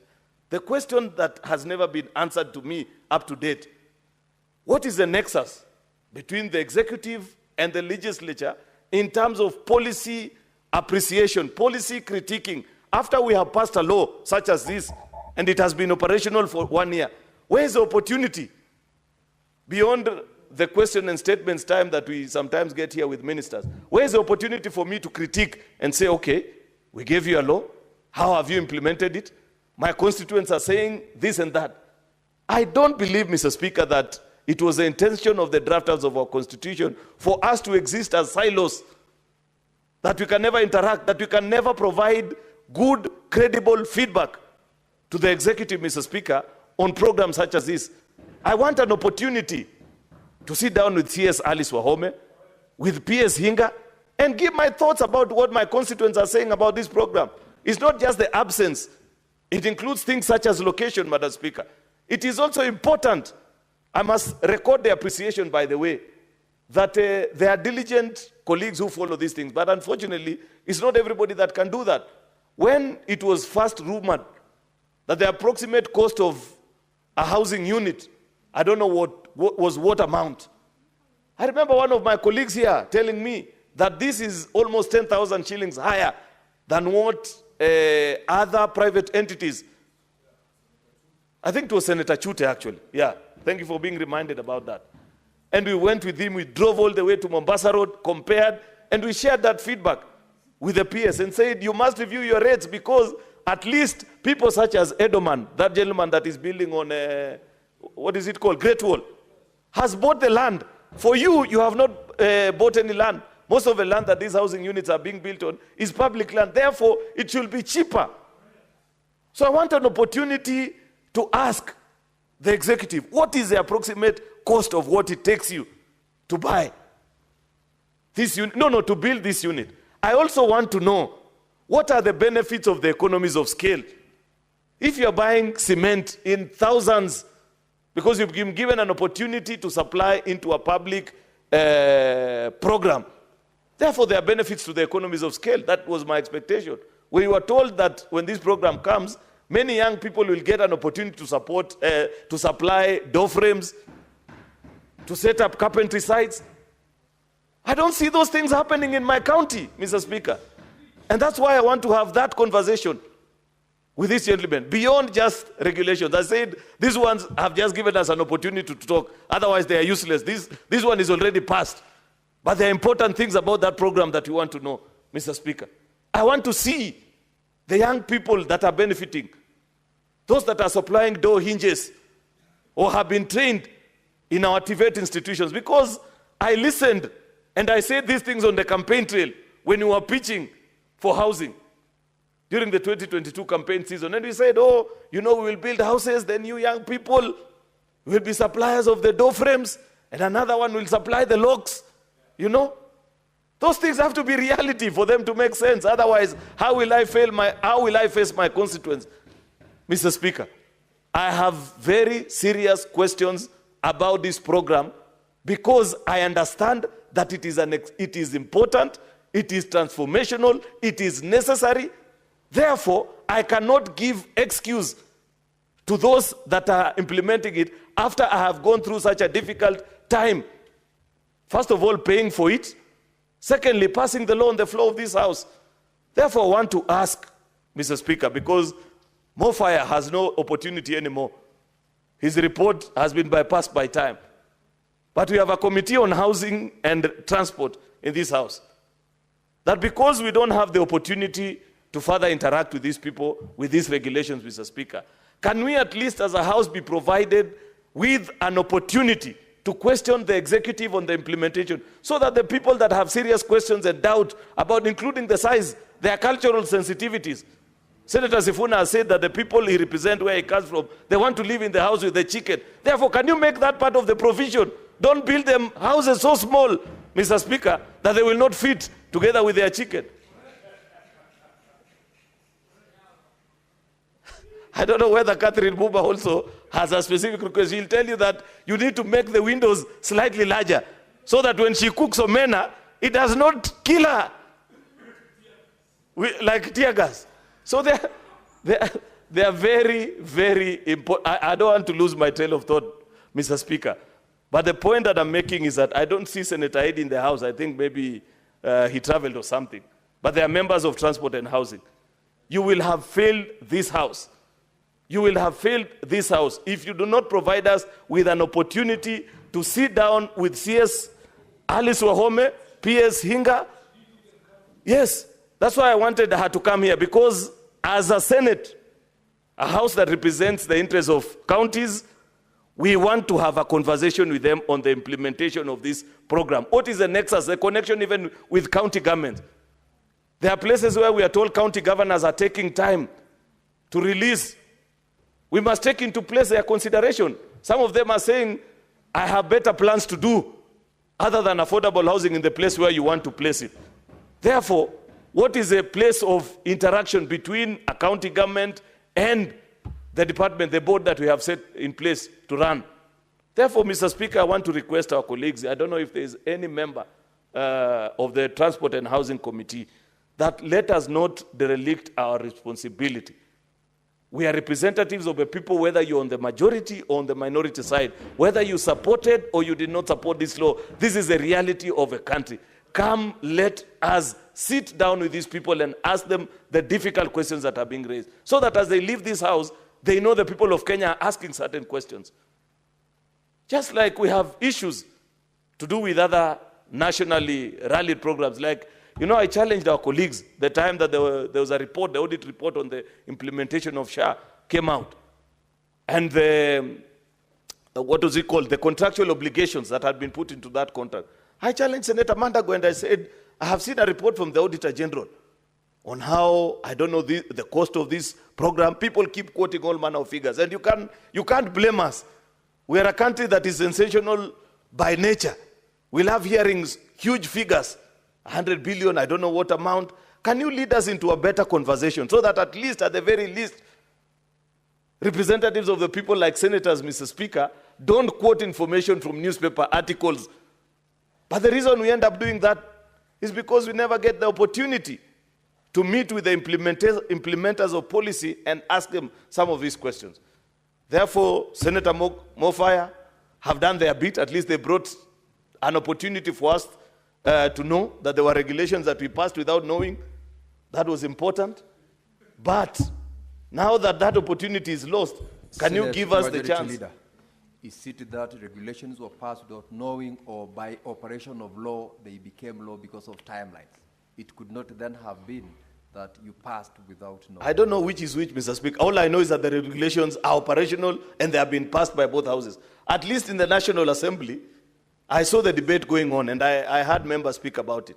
I don't know what you, Mofaya, were doing until today on the 25th, we are debating regulations which by operation of the law, our own law that we passed as a Senate, stand approved. I don't mind being informed. Proceed, Senator Mofaya, to inform the Leader of Majority.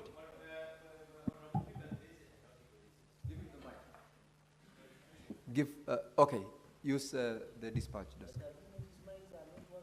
I think there is some defect. I think Honorable Speaker, Majority Leader is very right. You know, this is just a matter of procedure, it's a matter of format. We aim to break this and an issue that is attracting a national debate, and it's a matter that would have skipped the debate from the House, and it's important that we had to bring it here. Though we had looked at the timelines and those things have already been passed, and without maybe it's important for us as a matter of a formality to bring those regulations here so that you can even capture the mind of Senator Sifuna, who has brought very pertinent issues. So I think it's very deliberate, Honorable Speaker, that those regulations have been brought here. We have a lot of penetrations from quite a number of debaters. Mofaya, take your seat. What is your the point of order, Senator Sifuna? Speaker, it is wholly offensive. Wholly offensive. We have a committee of this House that schedules business. I used to sit in that committee for 2 sessions, for 2 years. I am sure the Majority Leader still sits there. The Majority Whip still sits there. All these leaders on both sides of the House still sit in that committee. Honorable Speaker, how fair is it? You are telling us that you schedule business. We are in the middle of debate. There is a procedure that has to be followed. At the end of debate, you have to put a question. I need to vote. I need to vote. You've sat us here at 6 o'clock, ordinarily on a Thursday, Honorable Speaker. You know, Waziri wa Sherehe. I shouldn't be here.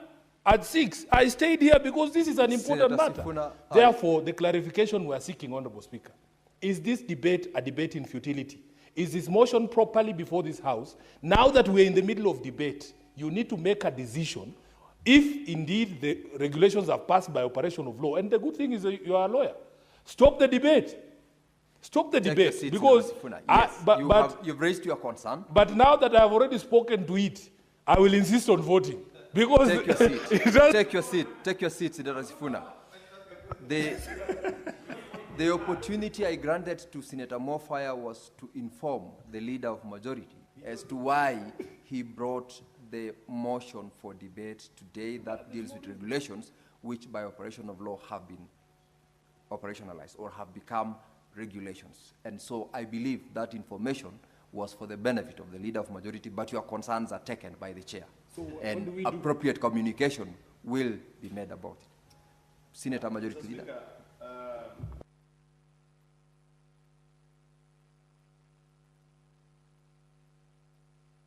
Your mic is not working, Leader of Majority. Just use the dispatch. And the Commissioner at least is in the country today, Mr. Speaker. one of the three commissioners is in the house. At least can you make sure the mics are working? During my time as a commissioner, Mr. Speaker, I ensured the mics used to work. I don't know what happened to these ones that we got into office recently. Mr. Speaker, I was saying, Senator Sifuna... I can confirm to you, Leader of Majority, that the Commissioner has just confirmed to me that yesterday the House Business Committee indeed confirmed that this will be worked on in the next recess session. Yeah. And therefore... But what do we use between now and then? Because he knows the mistakes he has done. Proceed, Speaker, I was saying, Senator Sifuna's concerns are not illegitimate, Mr. Speaker. Because we must ask ourselves, why did you subject us to a debate of something that is already, that stands approved actually, Mr. Speaker?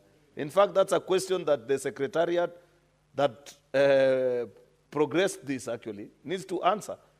Because why? I believe in the other house, if it was in the National Assembly, things such as this never happen. We must move away from being stoic also as an institution and, do things better.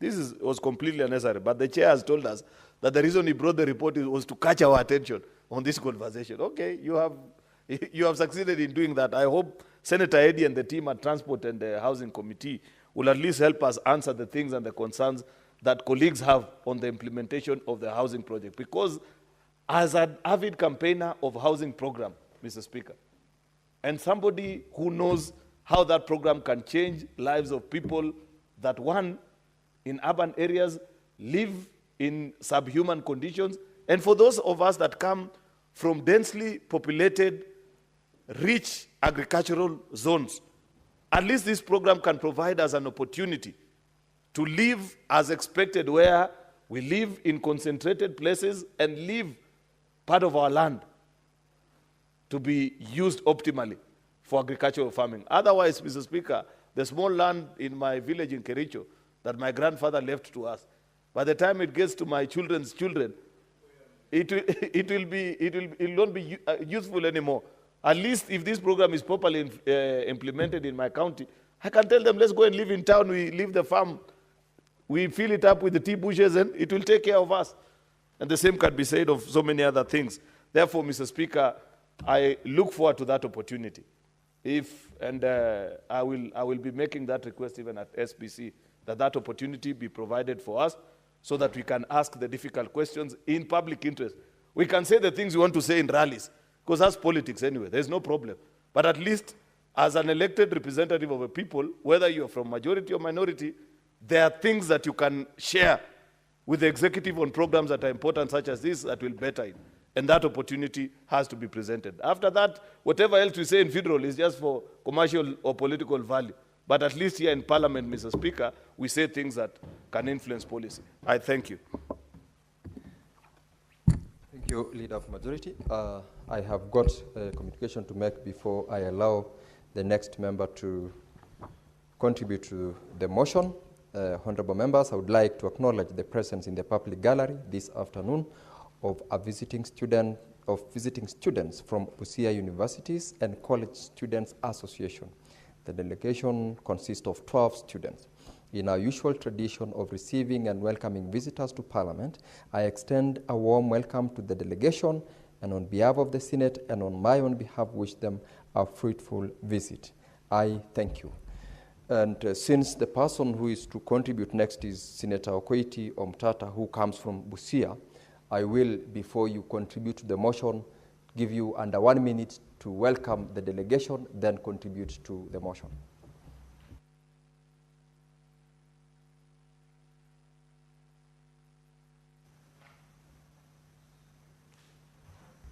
Senator Omtata, you use the dispatch. Mr. Speaker, sir, thank you for the opportunity, and I welcome the delegation from Busia Students Association. I was not aware of their presence, I was not informed, but I'm happy that they're here. I also want to inform them that we shall be having Senate Mashinani, so they should feel welcome to come back to Busia from the 6th of next month and air their views about what the Senate can help do for them. Otherwise, I wish them success in their studies, and I hope that they'll have a fruitful experience in that tour here. And next time I request that they send me an alert if they're coming to visit the Senate so that I can know they're coming to visit the Senate. I don't like being ambushed. But you are most welcome, and I wish you a very fruitful tour. Thank you. Mr. Speaker, sir, I'll begin where my brother, Senator Sifuna, left off when he referred to chicken. It's not a light issue that he said. The word, one time a lawyer sage told me that the word ingoho has the word ingo inside that name. And I want majority speaker to understand. Ingoho has the first part is ingo, ho. When you see that bird, there's a home around there.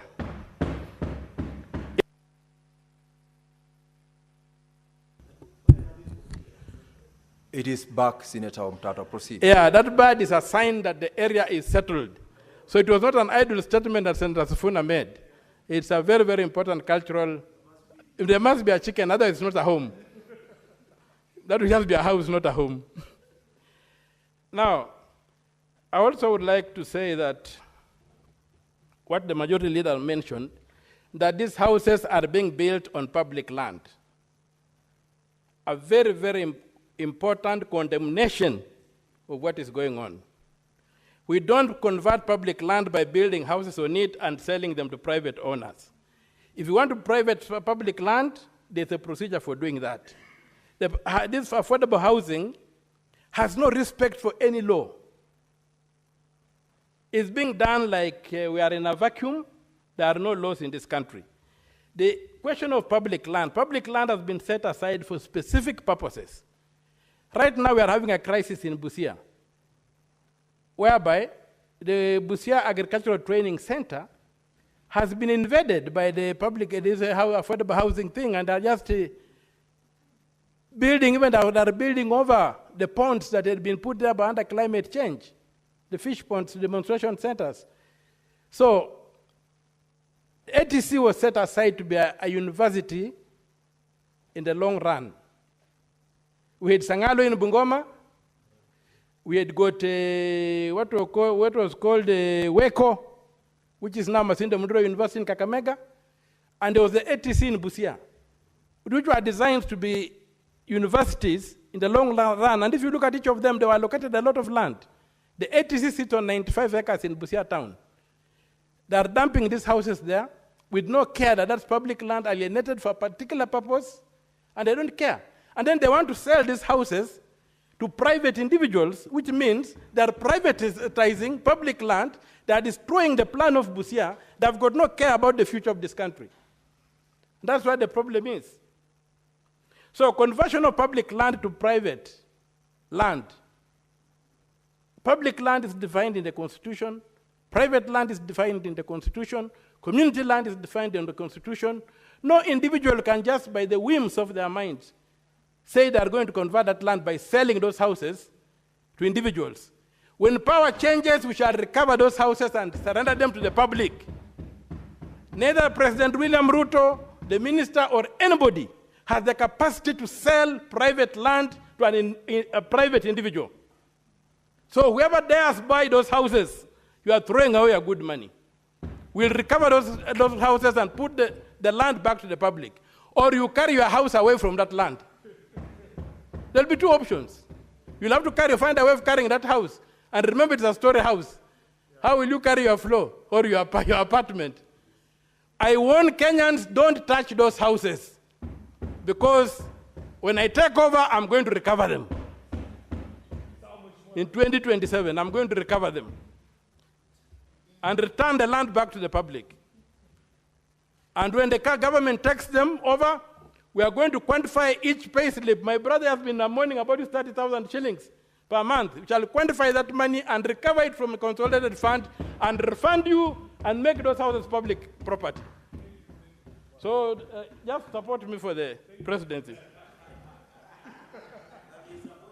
Next. Senator Koiti, I want to warn you that I'm you will not guided. use the platform to campaign I'm guided. for your presidential ambitions. I'm guided.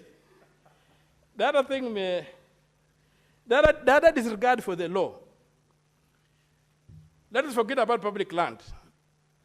These houses and not forget about public land. Other than being built on public land, they are being built using money that has been collected from Kenyans as a levy, which makes that money public money. So in all essence, that is public property. We have got Article 227 of the Constitution, which requires that the disposal of public property must be done in a competitive manner, in an effective manner. The Public Procurement Act also does that. Where does it come that now we are using public money to make grants? When did the government become a grant maker? We already have an emergency fund that is in the treasury. Why are we becoming grant makers? And if you look at the Kenyan Constitution, it's a clearly civic republican charter with the rights to property and pursuit of the common good and use of public office for service, protection of private property. You cannot take Senator Sifuna's 30,000 shillings per month and use it to build a house for somebody else. That's what the Constitution condemns in Article 40 as arbitrary deprivation of Senator Sifuna's interest in his money. There was a question of timelines. And this is the danger of making unconstitutional law. Article 94, clauses 5 and 6 of the Constitution say that only Parliament has the power to make law. And Parliament can delegate that power. Now, it cannot be said that in delegating the power, if Parliament fails to validate a statutory instrument within 15 days, the statutory instrument becomes law automatically. The ideal is that the statutory instrument should lapse if Parliament has not approved. There's a requirement that Parliament must protect the public, not by avoiding, not by omission, but by commission. Parliament must look at statutory instruments.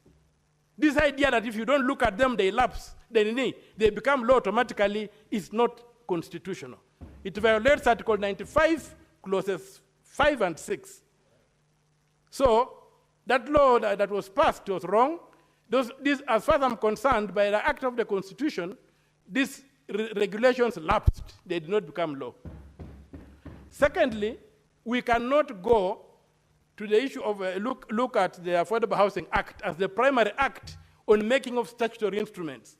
The primary act is the Statutory Instruments Act. And Section 15(2) gives 28 days, not 15 days. So the Statutory Instruments Act should trump that timeline that was smuggled into the Affordable Housing Act so that purportedly these things could become law. Now that my brother Wamatinga would like also to speak and I see time is running, let me be charitable and stop my submissions there so that my brother can also contribute. Thank you very much, Mr. Speaker. No, I don't say he's the next. He would also like to speak. So if I move away earlier, the next one moves away earlier, it will create room for him to speak. But I think I've massacred the thing with my skeletal submissions. And finally, I oppose the submissions. I need the report, and I oppose the regulations, and I wait to vote them out. And I agree with Senator Sifuna that since we have been burdened with having to contribute, we must vote on them. Thank you, Mr. Speaker, sir. Very well. For the benefit of Senator Mutata, it is the chair who actually permits members to speak. Senator, take your seat.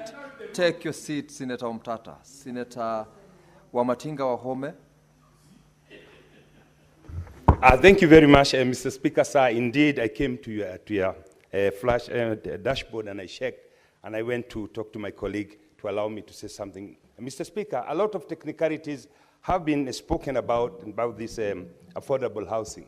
As I stand up, Mr. Speaker, I want to beg my colleagues to look at the history of this country way back in 1963, and I want to draw a parallel of where Kenya was, where Singapore was, and Malaysia.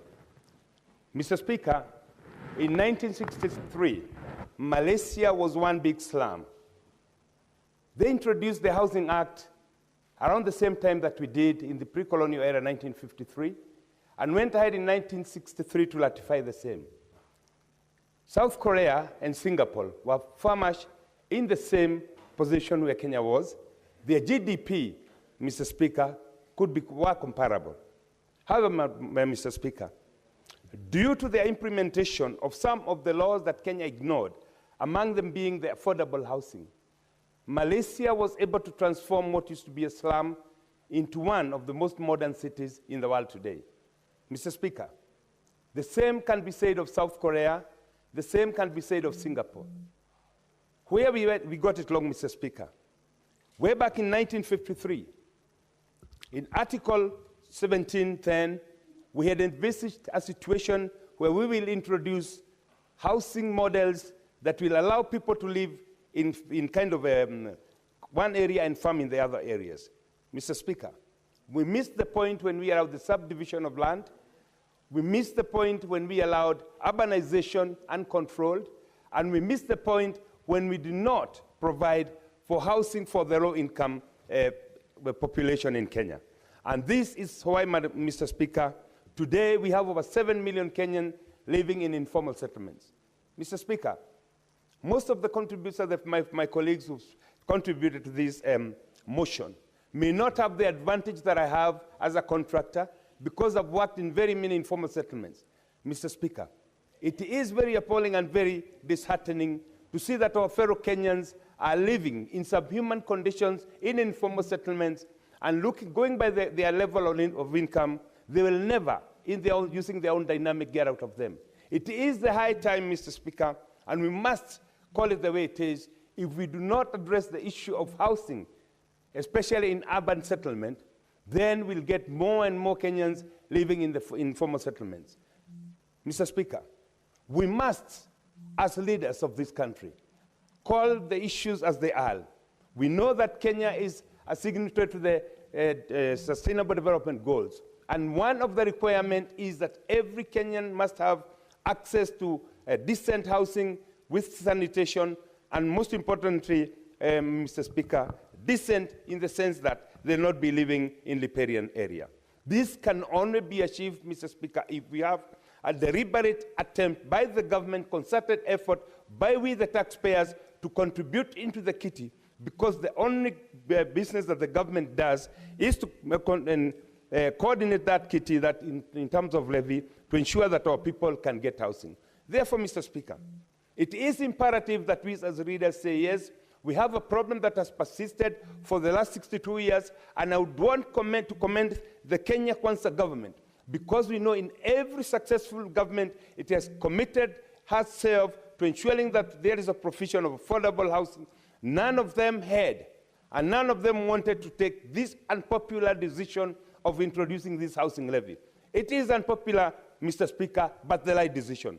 And time has come, Mr. Speaker, when we as leaders must not shy away from making decisions just because they are unpopular to please our voters. It cannot be the business of politicians to fight for positions, get elected, but only start fighting to be re-elected again. I want to commend the president, and that has been said even in the meeting going on in New York.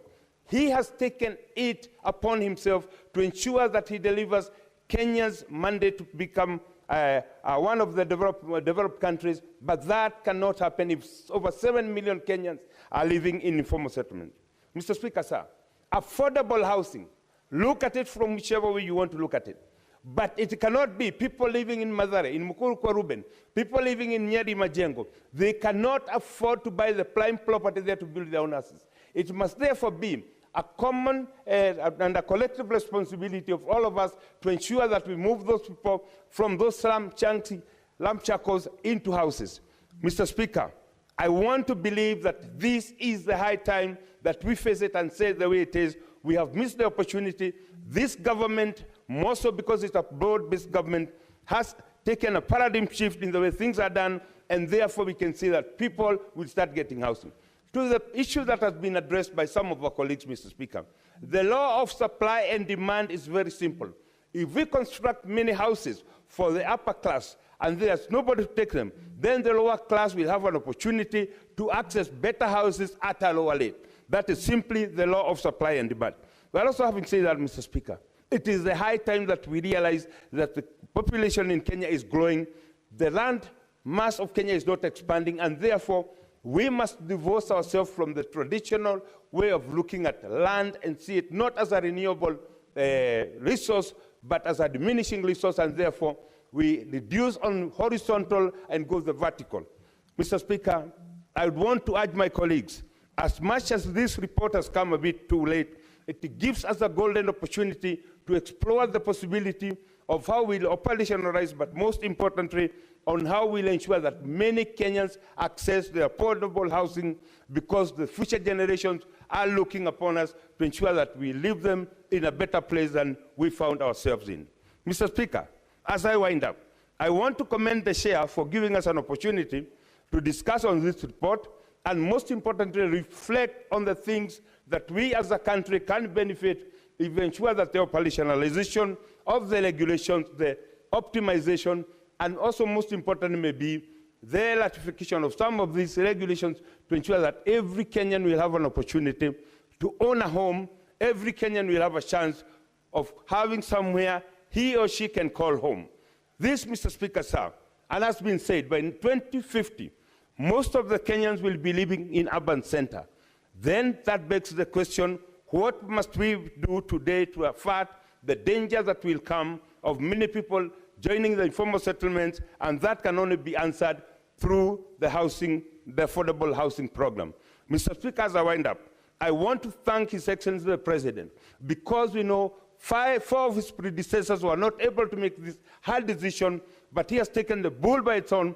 I'm a proud Kenyan for contributing to the housing levy, because I want also to be accounted among those who played an active role in ensuring that Kenyans get affordable housing, decent, and that we start fighting development of slums and informal settlements moving forward. Mr. Speaker, sir, I support, and I take this opportunity to say this is the way that we need to go, Mr. Speaker, and indeed, every senator sitting here, we must take the opportunity to ensure that we sell this to our people, and to ensure that when we go back home, we tell people that, yes, these affordable housing are not for the rich people, but those who cannot afford.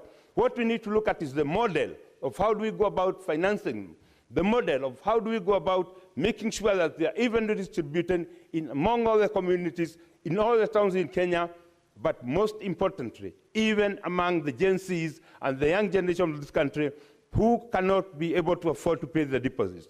Looking at the financing model, Mr. Speaker, if we get that one right, then this will be a golden opportunity to change the course of this country, and this will be a golden opportunity to ensure that each and every Kenyan has a place to call home.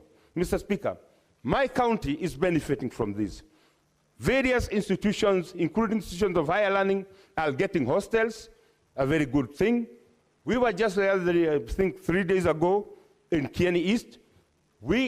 And I want to encourage my leadership in Nyeri County. We lobby for more and more of this affordable housing, because Nyeri is one of those counties that has a lot of colonial villages where people live in very, very small properties. Mr. Speaker, with affordable housing, then we'll be able to ensure that everybody has a place, and the land that will be saved can be used for agricultural production. I like what my majority leader said. In places where land is of high value, putting high-rise buildings will ensure that we save our land for agricultural production, and most importantly, it may be even for industrial development. This is how many countries in Europe have afforded to move their population from slums into places where you can have controlled development. Mr. Speaker, sir, for those of us who've traveled a lot, we know when you put people in one settlement, then you're able to provide them with sewage system, you're able to provide them with schools, you're able to provide them with other social amenities that when people are widely distributed, they cannot be able to. And this is a thing that we must look into moving forward as a country if we want to indeed move Kenya from where we are today to the next generation, and to make sure that we are aligned to the SDGs of 2030. By 2050, Mr. Speaker, some of us might not even be around to see, but I want to say today The things that we are doing, the decisions that we are making today will affect the future generations in another 30 years to come, and therefore it is imperative, away from simple politics, it is imperative we look at the development that will bring and how it is going to affect our next generation, and most importantly, how we will see that it will change our social status from a developing to a developed country, and that cannot happen if we have over 7 million Kenyans upwards living in informal settlement. Mr. Speaker, this is something that we must look into. We have a political obligation, we have a moral responsibility, and most importantly, we have a president who's willing to see us walk this journey. Let us support him so that we can deliver this country from the underdevelopment that it has suffered because the leadership was not prepared to make the right decision. Now we have a president prepared to make the right decision. We, as political class, need to support him so that we can change Kenya, and the change begins here, and the change begins today. Mr. Speaker, I want to support because it's the right thing to do. Thank you, Senator Wamatinga. Now, Senator Catherine Muma. Thank you, Honorable Speaker, for the opportunity to speak to these regulations. Mr. Speaker, I begin with a dilemma that we must resolve as a House. Mr. Speaker, the committee in its report has clearly indicated that the executive did not comply with the law. It actually did not submit these regulations within the statutory timelines that were required to be submitted. So I ask myself, what is the consequence of this action?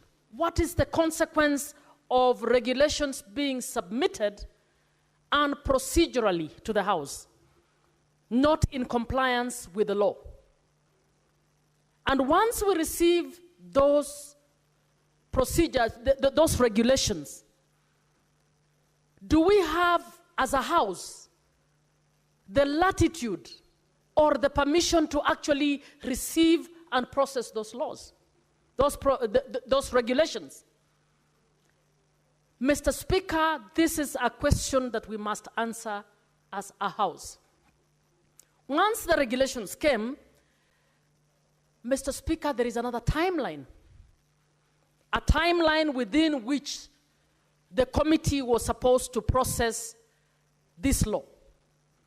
Mr. Speaker, again, that was breached. Mr. Speaker, I believe even as we move forward, and I want to make it clear that affordable housing and social housing is one of the things we must embrace as a country. And it's one of the most important things that is happening right now because it has been operationalized in Kenya. It is benefiting some, and there are issues from the little conversation that we've had from our colleagues. There are issues which we need to converse, which we need to debate as leaders to guide the executive to ensure, yes, this is a good program, but we think this aspect of it is not good, this aspect of it needs to be strengthened, this social housing issue needs to be strengthened, and so on. Senator Catherine Muma, fortunately it's 6:30 p.m., but when the House resumes, you will have a balance of 17 minutes to continue your contribution to the report. Now, Honorable Senators, it's now 6:30 p.m., time to adjourn the Senate. The Senate therefore stands adjourned until Tuesday, 30th of September, 2025 at 2:30 p.m.